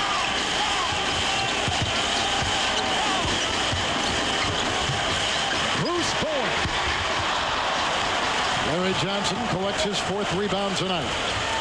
It was interesting. Bowen took that shot. You know, if he hits that shot, you know the Knicks are really in trouble, particularly off of no movement. He's in there as a defensive specialist, and now, rather than guarding Houston, he's guarding Sprewell, and because he did a very good job as Jamal of banging and holding on to Houston a lot out there. Larry Johnson from Dallas, Texas, buries one. He's got 6 in the game. Johnson is 3 of 4. A very efficient offensive game for Larry Johnson. Yeah, because he's a playmaker out there. He's a leader on the court. He knows how to play the game and does what's easy. Brown with the drive down the lane in a surge. Rebound by Ewing. And now he's got 7 rebounds. Final seconds. Can New York make it a 2-point game? Not with that turnover. Hardaway, good as it goes as the buzzer sounds. A third quarter dazzling array from Tim Hardaway. 12 for the game, third authored in the third quarter. He has brought this capacity crowd out of their seats. At the end of three, Miami on top of New York, 64-60.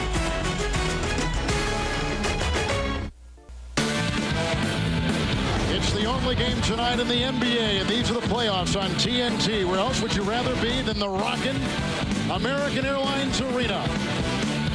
In this great series, what compelling stories we've had. Time now for the Budget Rent-A-Car Fast Break. A lot of interesting notes there. You see the fast break point, but look at the free throw difference between Miami and New York tonight. Well, that's big. Not only are they getting to the free throw line, but they're making them. That's critical. We begin the fourth quarter. Carter is in, taking the place of a red-hot Tim Hardaway. Weatherspoon in with Brown, Mourning, and Marley's got it right now, throwing to the leaping Mourning, who's double-teamed. Another offensive rebound by Brown. Well, you've got to put a body on him. He's done a great job of letting the offense be initiated his opposite side and then going in strong. Shoving inside Miami's Alonzo Mourning. He's got 4. Great anticipation by Patrick there. Alonzo, he's trying to keep him from going baseline, who does a good job. Again, Alonzo has the wide open jump shot, didn't take the bait. That time it didn't pay off. How about P.J. Brown? He's got 5 offensive rebounds. Well, and they've got to put a body on him. He's been doing that way. Smart is that he lets the other players initiate the offense. While they're doing it, he gets a position real good inside. Brown just picked up a foul right there. Well, with Alonzo getting 4 fouls, P.J. Brown is going to guard Patrick Ewing, and I like that for the Knicks. I like to get the ball to Patrick Ewing in the post against P.J. I think he can have his way the way he's playing tonight. Sprewell's got 22, launching right here on the fly. Rebound through the hands of Weatherspoon. Look at the hustle of Marcus Camby. And it is out of bounds and off Miami, and New York will inbound with 11:16 to play in the fourth quarter. Well, that's what you want to see as a coach. These guys aren't standing and calling the ball. They're running down every loose ball, going after every rebound. I love the intensity of this game, particularly at the defensive end of the court by both teams. Sprewell. Rebound by P.J. Brown. I like the offensive play. Marley can't guard Sprewell. He's a lot quicker than Houston off the dribble, but they got to find ways to continue to get offensive rebounds when Sprewell's not making those shots and drawing the entire defense to guard him. Weatherspoon. Rebound by Ewing, who's got 13 points and 8 rebounds tonight. When Alonzo had a matchup with Larry Johnson that time because they had Brown on Patrick. Might have wanted to try to go in a little bit and see if Alonzo could just take advantage of the size advantage there. Weatherspoon lunging over the offensive-minded Larry Johnson. And a foul called on Clarence Weatherspoon. Picked up his 3rd right there. Childs will come in. Ward will take a breather. Gone is Sprewell. And in comes Houston. So Ewing, Houston, Camby, Johnson, and Childs. This is the lineup that had great success in game 1 with the 1-2 guard instead of both Sprewell and Houston on the court together. They don't have to double team as much, and they got shooting in Patrick and offensive rebounding by Camby. 1 second to shoot, and Johnson rips it. Well, and he went to the basket. He comes across those left-hand hooks, then he collided into Patrick. These guys are not only bumping the opponent, they're really clashing into each other out here. It's Alonzo Mourning with 16 points. Carter's got 4. Weatherspoon inside. Backed away. That was a great block by Patrick that time. Childs. Johnson quickly doubled. Carter makes the steal. Johnson takes it right back. Great play by Carter and Johnson right there. Just a good bounce. Ewing begins to drive. And Joey Crawford blew the whistle. And stopped the play as Ewing was accelerating, so wiped that entire sequence off. And there may have been a clock problem. He blew the whistle before, right as Patrick started. I thought it might have been a traveling, but he right away knew what he was going to call. He was going to stop the shot clock. Well, Chris Childs made a great play because he penetrated quickly into the middle because he's got fresh legs, then threw the pass to the outside to Patrick.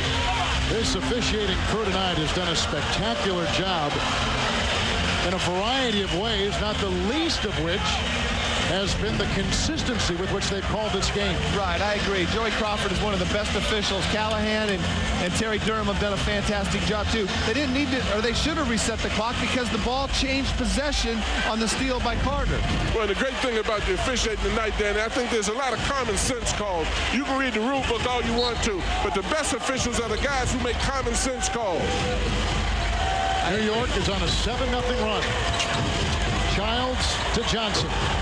The shot clock is at 3. Against Weatherspoon. Same exact shot, missing this time. And Carter will detonate out of backcourt and take it up for Miami. Finding Marley. Back to Weatherspoon. Miami shooting 41%. As Carter caught it. A whistle away from the ball. And Patrick Ewing picks up his 4th foul of the game.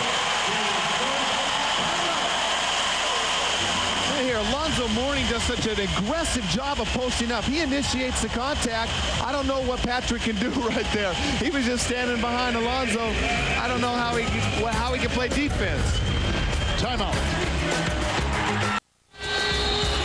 Well, this is the 4th consecutive year that the New York Knicks and Miami Heat have met in the playoffs. You can see the history of consecutive meetings in professional basketball going back to 1965 and 59 at the very bottom.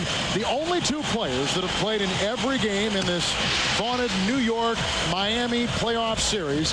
Chris Childs, who had just signed as a free agent from New Jersey 4 years ago with the New York Knicks, and Tim Hardaway, who had just joined this team after coming from Golden State. And Tim Hardaway just joined this team in the 3rd quarter of this game. It's interesting putting Charles in. I thought maybe he was going to put him in earlier to try to quiet down Hardaway a little bit because of his energy level and how aggressive he is defensively. Ewing is out of the game. Miami has not gotten a field goal in 4 minutes, and they don't get one there. Well, and Charles did a good job. He covered a lot of people. He got out there and got a hand up in Dan's face. Ewing playing with 4 fouls, now resting on the bench, and Alonzo with 4 fouls, playing on the floor. Well, I think it might be a blessing. Get Patrick out of the game, get him a rest so he's fresh down the stretch. The way he's playing tonight, I want him 100% fresh down the stretch of this game. Shot clock at 1. Look at the hustle again by Marcus Camby. Fighting for the loose ball, colliding with Dan Marley, careening out of bounds. Miami gets it back. Well, he's extremely effective on the weak side, Kevin, the side opposite the basketball. You know, even going to the boards, even running down loose balls. His anticipation is unbelievable, and his quickness is just as unbelievable. I think right now the key for New York, you know they're going to double-team Alonzo. You know they're going to double-team Mashburn. Keeping Miami off the offensive boards now while their defense is spread out is critical. Carter spoon feeds Alonzo Mourning inside. And a New York Knicks foul. That's one of the things that he can do, Carter, so well. That's the 4th foul called on Camby. Well, you know what's happening on that play is they're pushing the ball baseline, and the big man is so used to trapping on the pick and roll, he's not there for support for Carter. It happened when Hardaway beat Charlie Ward off the dribble. The defense is to keep him down to the baseline, and the big man has to be there for support. So the Heat getting their first points in this quarter as you take a look at a heat pad that the hobbled Tim Hardaway is resting his left foot on. It's sprained. The soft tissue of his left arch is sore. And Craig Sager told us moments ago when the playoffs are over, he'll be in a cast for over a month. You don't think this thing means something to him? Well, basically, the way he's playing, all of those things don't mean anything because he's really rising above all of those things. Here comes Childs. Great play. Johnson. Camby out of hand on it, but Carter somehow gobbles up the rebound. Well, Charles did his part. He penetrated, dropped it right in there. Camby again was on the weak side. They better put a body on him. Jamal Mashburn. Tough inside by Brown. Carter slithering inside and sneaking a rebound. Well, and that's the problem with this small lineup they have out there. They're scrambling. If they can't get turnovers, they're going to have a mismatch on the boards on every possession. That time they got 2 touches. Miami has missed their last 8 shots. Mourning trying to change it, and he can't. Camby the rebound.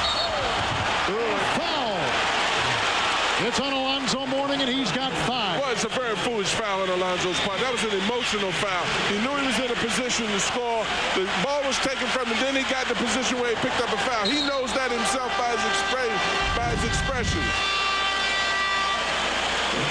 Weatherspoon's going to come in and take his place, as Miami cannot buy a basket. They've missed 9 in a row. Well, now with Mourning out of the game, I'd be tempted to bring in a Patrick. This would be a good opportunity for him to get going on the low post right now. I think, Kevin, they've got to go back to what they were doing, being patient, moving the ball, and driving the ball towards the basket. Like the corkscrew move by the twirling Marcus Camby. And without Alonzo in there to defend and to be the shot blocker in there, I think New York should continue to take the ball to the basket to expose that non-shot blocking defense by Miami. Camby scores his first 2 points right there. Jamal Mashburn, 11 consecutive misses from the field for the Heat.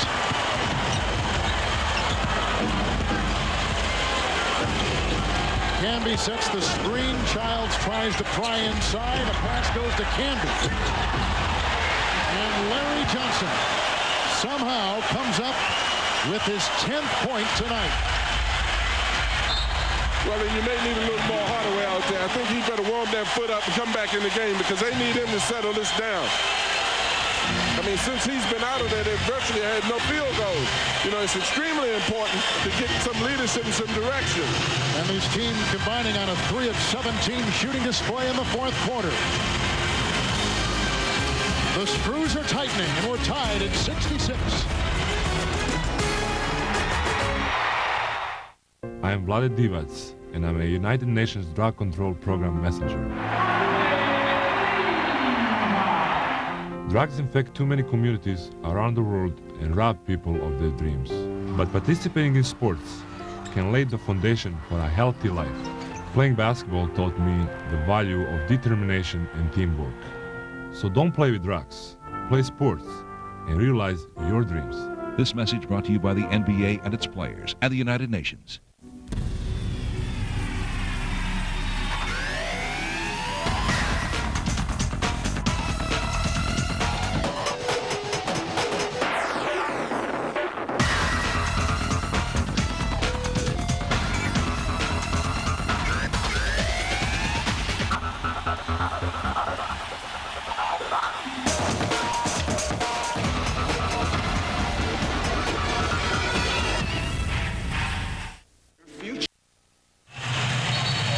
Well, you see the big 3, Houston, Sprewell, and Ewing right here in the point production. You notice that Houston's only got 9 field goal attempts.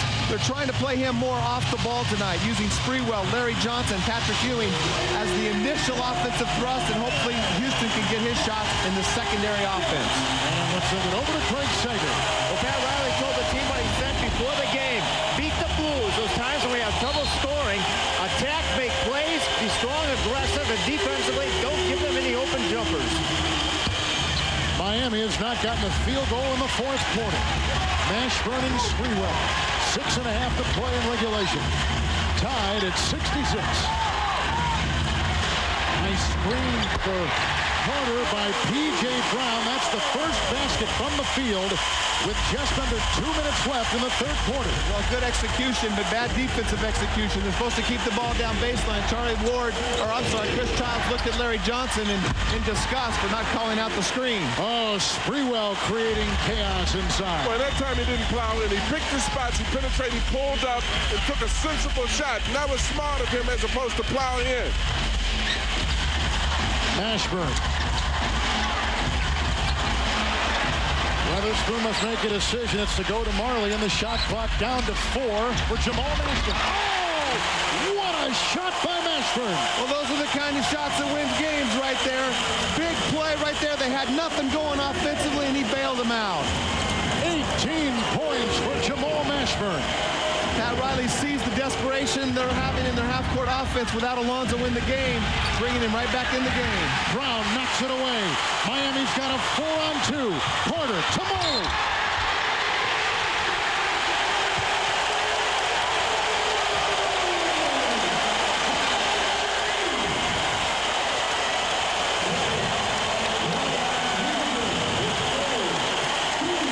Allan Houston picks up his 3rd foul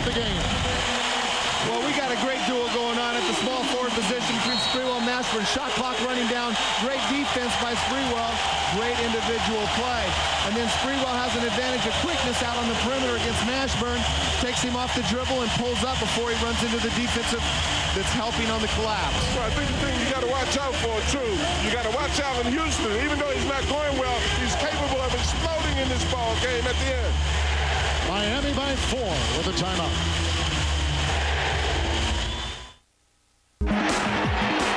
Iverson putting the move on Jackson. Allen Iverson taking it to the rim to get it going. Iverson for 3. And the 76ers with a 9-0 lead. We have a Dynamite Friday coming up on TNT beginning at 6 p.m. Eastern Time. Indiana in Game 6 at Philadelphia. Then the three of us, along with Craig Sager, will be at Madison Square Garden for the New York Knicks and the Miami Heat. Miami has weathered the storm. They went 7.5 minutes. They went 11 consecutive shots with not a single shot going in from the field. But they've hit their last 3. They get that free throw right there. It's quieted Spike Lee, and they've got a 73-68 lead. Well, and it's all their defense has kept them in the game, but they had a 9-point lead and a little bit of a cushion for some offensive lapses. The 3 big timely shots started by Carter Jumper on the pick and roll. 5 minutes to play. Sprewell. Saved by Carter, who is all over the floor. Well, and that's what he's in there for. I mean, he's hustling and moving around and getting a lot of loose balls out there. But the defensive intensity is great at both ends of the floor. Everybody's hustling and running down loose balls. Johnny's got 6 rebounds. Well, and that's amazing because it shows that it's anticipation and the will to want to pick it up. Driving here with the pirouette and plucked out of midair by Patrick Ewing. Well, great defensive help right there. Carter got caught in the air. Saw Camby. It got a little dark up there when he went up for the shot. Houston has not scored a field goal since the second quarter. Allan Houston is stone cold. 3 of 9. This time it's Ewing. Way outside. Look at Dan Mourning. You see his face? New York is a little out of sync offensively. They're not executing their offense very good. Charlie Ward's coming back in the game. Larry Johnson's coming back in their game. 2 of the best players at executing their half-court offense. B.J. Brown with the bump into Camby. And Marcus Camby has picked up another foul. That is number 5. Well, that's a danger point because he's such a great offside, weak side rebounder and shot blocker that you need him out there. And particularly when you have Patrick out there, he compensates a lot for Patrick's lack of mobility because of his back. Be interesting to see what New York, last game, Coach, you talked about which guys sometimes are taking over this team. Patrick, I like it. Alonzo's got 5 fouls down low. I think he can create a double team or an easy shot for himself. Well, particularly when you're coming down the stretch. A lot of people want to shoot the ball in the body of the game, but when you're coming down the stretch, you got to really find out who wants the basketball. Sprewell picks up the foul right there for the New York Knicks. That came with 3 seconds on the shot clock. Spree has his 4th of the game. And the thing I like about this is, the officials have called the game consistently, and they're calling that hand check. You either have to give him room and let him create a shot or go double team him to keep you from getting to the free throw line. Mashburn, knowing how the officials are calling it, continues to be aggressive going to the hole. Listen to this about Jamal Mashburn. In game 1 of this series, he went 9 of 9 from the free throw line. Over the last 2 games, he never even attempted a free throw. Tonight, he is 5 of 5 from the stripe. Well, one thing he came out tonight, he started coming out, particularly after the first part of the game, driving to the basket. He's not going to get fouled on jump shots. He's going to get fouled on penetration. And he's also not only got to the free throw line, but he's created a lot of opportunities by being aggressive and attacking the paint. Well, just as this man has, Sprewell right here, because I like him with the ball in his hand because he's used good judgment, either scored or got the ball to other people. Alonzo Mourning inhales just his 5th rebound tonight, but a big one right there. Well, I like Sprewell. I like Patrick on the block still, getting down low. Sprewell has had a good game offensively, but if he's going to shoot jump shots, they have no chance for the offensive boards with no movement. Mourning, Carter drives inside. Hands to Mourning, who lost it. Sprewell, 3 on 3, slashing and feeding to Ward. It's Houston who hasn't scored from the field since the second quarter with 8 minutes remaining. And that's a great play by Charlie Ward right there. Good decision by Sprewell not to force the action. Kick out to Charlie. Charlie cross-court pass. Not an easy play to find Houston there. Well, and that's the thing that Miami's got to be careful of. Because Houston has not been scoring, you have a tendency to forget it. But he's an explosive shooter, and you better be conscious of where he is on penetration. Alonzo snaps it back to Mourning for three.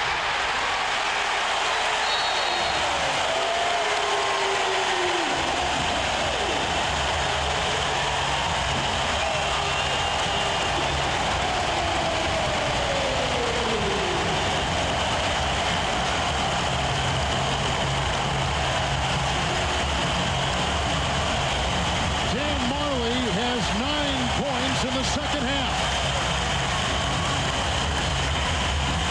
And the Miami Heat leading by 7.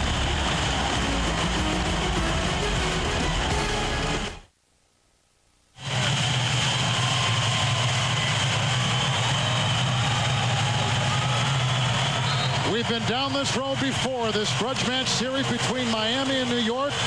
New York coming off a huge win on Sunday. It set the stage for the biggest game of the series tonight. It's now the best of 3. Tonight is game 5. And the Miami Heat trailing early in this game by 10. Lead it now 77-70. Kevin Harlan, John Thompson, Danny Ainge, and Craig Sager. It's Ward, the hero from Sunday, drilling a three-point shot. Great ball movement right there by New York. Coming out of a timeout again. Good execution. Larry Johnson making a great decision. Had the shot himself.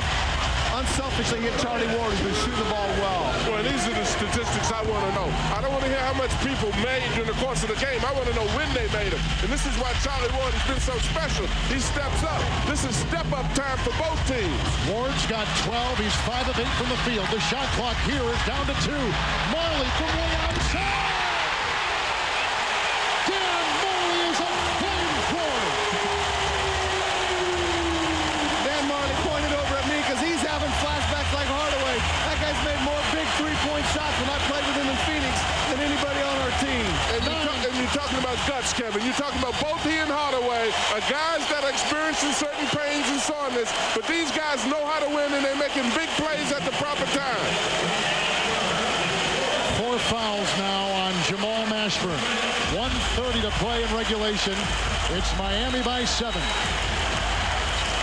Dan Marley has scored 9 of the last 10 for Miami, as you see Patrick Ewing carving his niche inside for 2. It's a 5-point game. Great execution and great pass by Sprewell.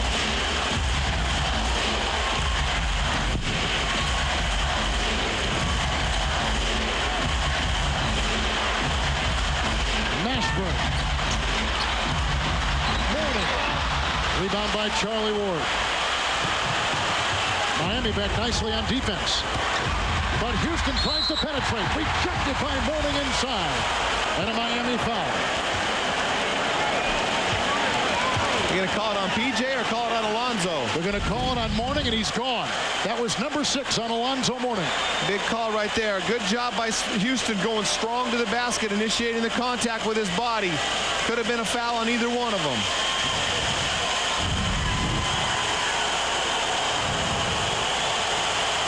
Mourning has 18 points and 5 rebounds. Now, the officials are saying it was on Mourning, and he's gone. But the interesting thing about it, Alonzo tried to hide. He's still on the foul line and tried to look nonchalant just to act as if they wouldn't see him. But the officials know who made the foul. That's where PJ should be raising his hand right away.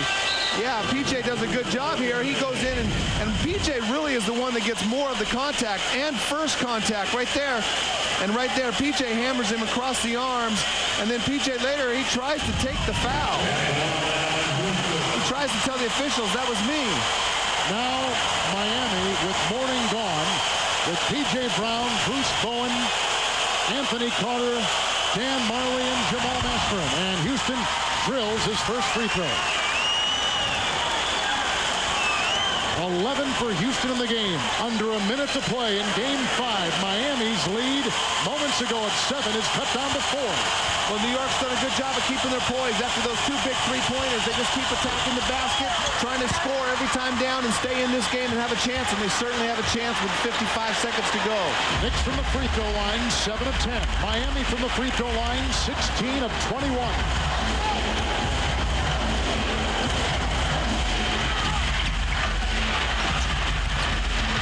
Marley driving inside. Carter flips it over the board for 3.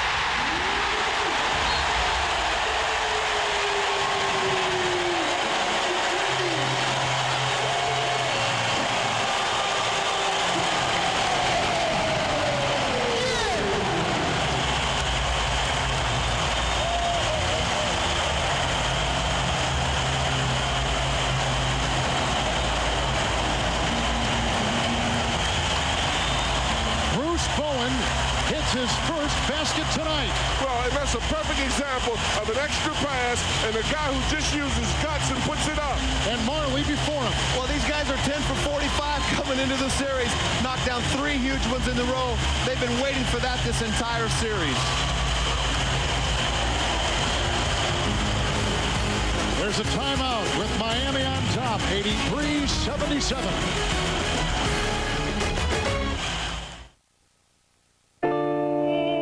My dad was a coach at Georgia School for the Deaf. I grew up in an environment where deaf kids kind of adopted me in their culture. Thank all of you for coming to the camp today. When I first went to Merrill Lynch, I was very impressed with Steve Malone. He was very easy to talk to, and he listened well. So it's important for all of us to listen well and to cooperate. Every day you're building your future. They're the kind of folks who take pride in taking care of their car, who'd rather take the time and save the money by doing the job themselves.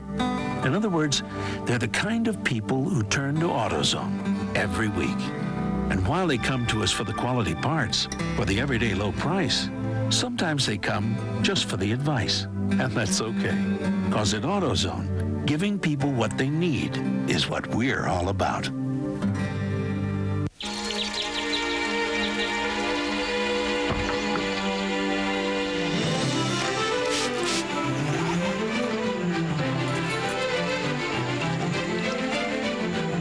Luxurious Jeep Grand Cherokee.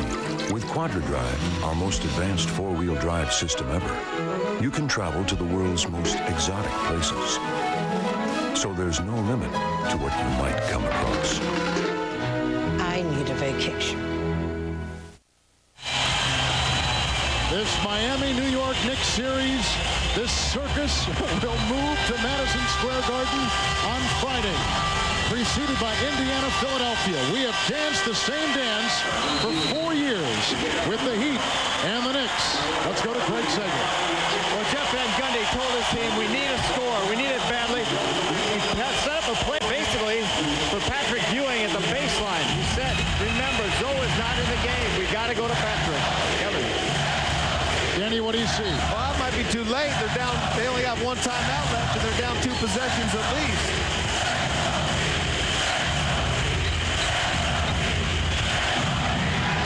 Sprewell almost coughed it away. Vacuumed in by Houston. It's Ewing flipping it out to Ward. Ewing inside collides with Brown with a whistle and a foul called in the lane. Well, it took him a little bit too long to get the ball down to Patrick. Brown has 3 fouls. Right here, Sprewell tries to beat him up the dribble. Does a good job of creating, but they did a good job of stripping. Anthony Carter got the loose ball. New York keeps it alive, but they just made him use way too much time off the clock. Ewing 1 of 3 from the free throw line tonight.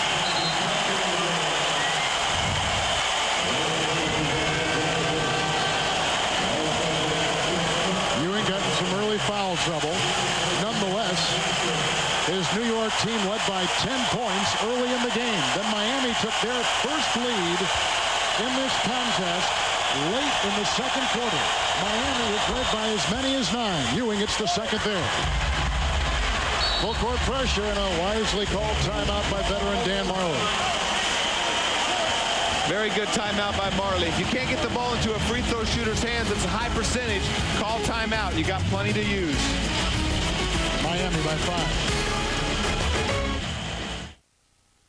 J'avais mon permis, tous mes formulaires étaient remplis et ce type me fait poireauter encore 30 minutes. Mais c'est dingue. Alors je dis que je ne sais pas ça bien servir un client. Je suis peut-être pas un top modèle. Ah non mais tu pourrais, tu sais. Hein. Mais j'estime que j'ai le droit d'être servi correctement. Excusez-moi. J'ai m'aurais faire une H-app. Enfin bon, tu vois, tout ce qu'il faut faire pour avoir un petit bout de papier.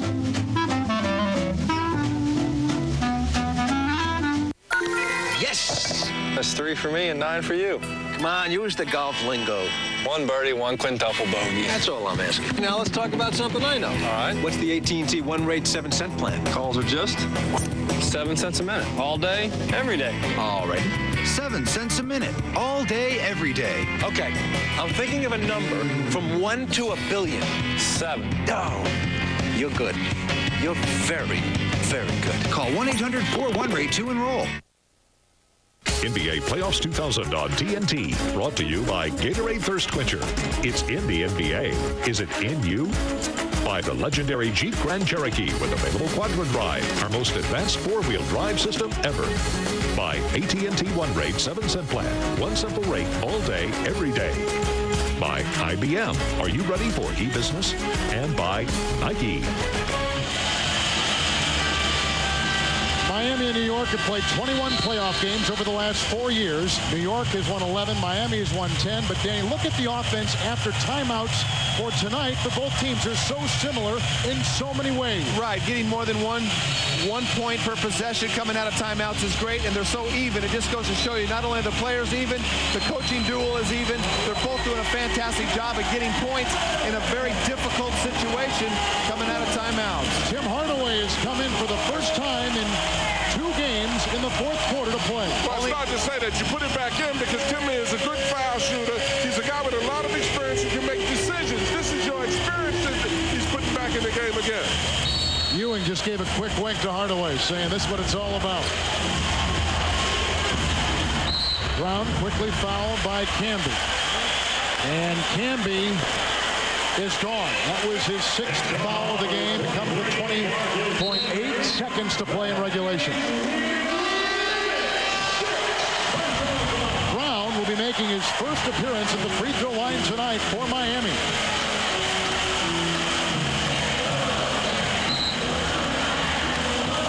P.J. Brown's had a nice game. They've been double-teaming Mashburn, double-teaming Alonzo Mourning. He's done a good job of keeping the ball alive on the glass.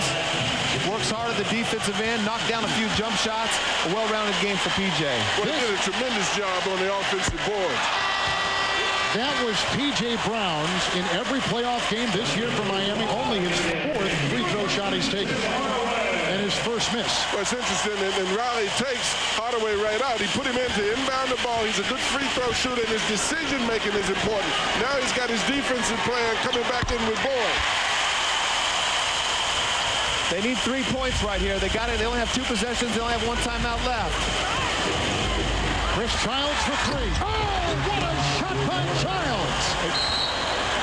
And a quick foul called on New York as Mashburn got it. We've got a 3-point game with 13.2 seconds to play. We still got some time left here. New York only has 1 timeout, so Van Gundy knows that he's more than 1 possession behind. He didn't want to waste a timeout right there. So here, the same situation, 3-point lead. If Mashburn makes more than 1, they can't afford to use their timeout. They have to push the ball up the court. Yeah, Riley was really upset that they got a 3. He yelled out on the floor at Boyd and Carter because I'm probably in the huddle. He was telling them, let him have anything but a 3 at this point. Mashburn from the line tonight, 5 of 6, 19 points. Big free throw by Mashburn right there. Miami has taken 12 more free throw shots tonight than New York. And they're making them. They need another 3. Quickly, Sprewell for 3. Rebound Majerle held by Childs, 7 seconds left.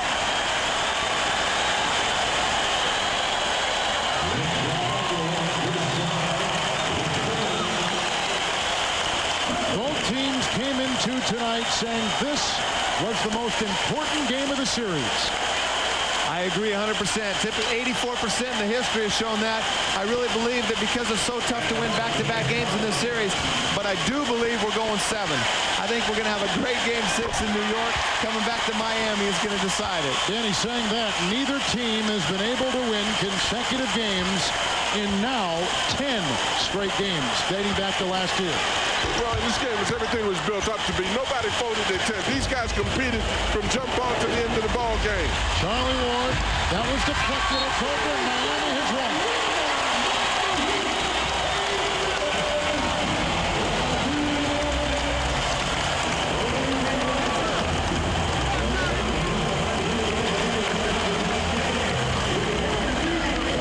Let's send it over to Craig Sager. Well, I have with me Dan Majerle and Tim Hardaway. All they did was take over the game in the second half.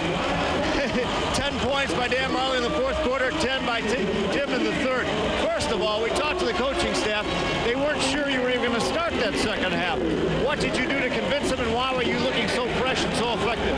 Well, I think they saw the sweat on me when I came out to warm up at the beginning of the second half. And he looked at me. I said, I'm ready. And he said, all right, well, let's go. First couple of times down was rocky. And I got myself going, started making some shots, started making some things happen on the offensive end. And, you know, and it went from there. Everybody said other guys have to step up. Danny Ainge said it's about time Majerle did something in this series. You guys weathered an 0 for 11 stretch, 7.5 minutes without a field goal. How were you able to do that?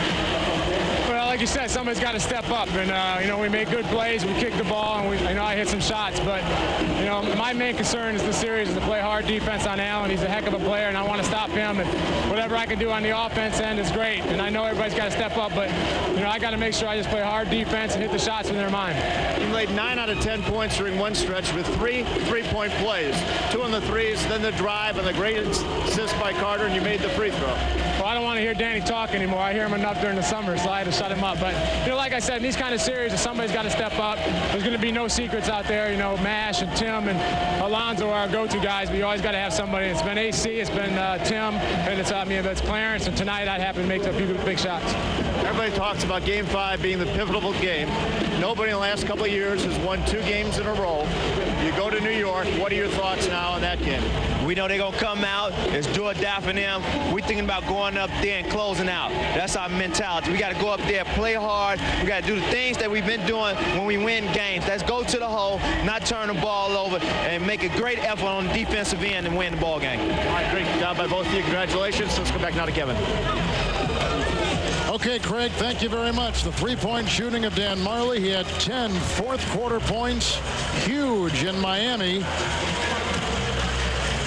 And that ties Danny Ainge for 5th all-time as he points to Danny right there in the playoffs in 3-point field goals made. What a great Friday night we've got on TNT. Coverage beginning at 6 p.m. Eastern Time. Game 6, Indiana against Philadelphia. Game 6 from the Garden. The Miami Heat and the New York Knicks. Miami leads this series 3-2. Once again, the final score, 87-81 Miami. Now for John Thompson, Danny Ainge, and Craig Sager, and our entire crew, including producer Mike Brooks and director Lonnie Dale, Kevin Harlan saying so long from Miami. After a quick break, Ernie Johnson and the gang will bring you highlights and reaction from this game on Inside the NBA. Another great chapter written in the tremendous history of New York and Miami. We'll see you Friday at the Garden.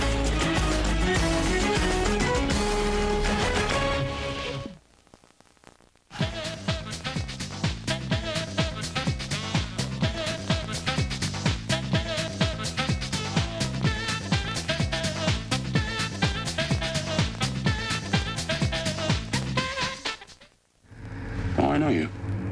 元 CIA 特殊工作員 I don't think so. 忠誠心 It's a small world. Not in my experience. なし This is what we're after. We need to take it intact from several men who will be intent on preventing us. Nice. My kind of job. Relax, darling. Just a game. Could you take a picture of me and my wife? Get the background. Guy goes for the case. Other guy's protecting the principal. Oh, they're good. I want $100,000. I want it up front. I want another $100,000 when you get the case. 現在のステータス浪人 All good things come to those who wait. Target is on the way. We've gotten the word. We're moving. Come on, let's go. You don't want to go in there. Get out of here. Walk away. Walk away. Let's go! How did you know it was an ambush? That's the first thing they teach you. Who taught you?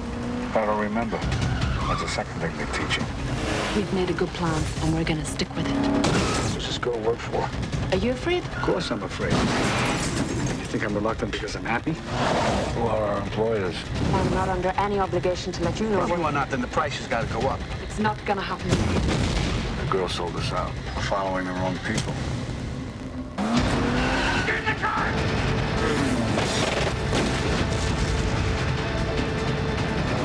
冷戦終結後帰るべき組織を失った諜報部員たちが金と自らのプライドをかけて前人未到の任務を遂行する主演ロバート・デ・ニーロ I won't hurt you. 浪人 You worried about saving your own skin? Yeah, I am. Covers my body. ペーパービューでテレビ初登場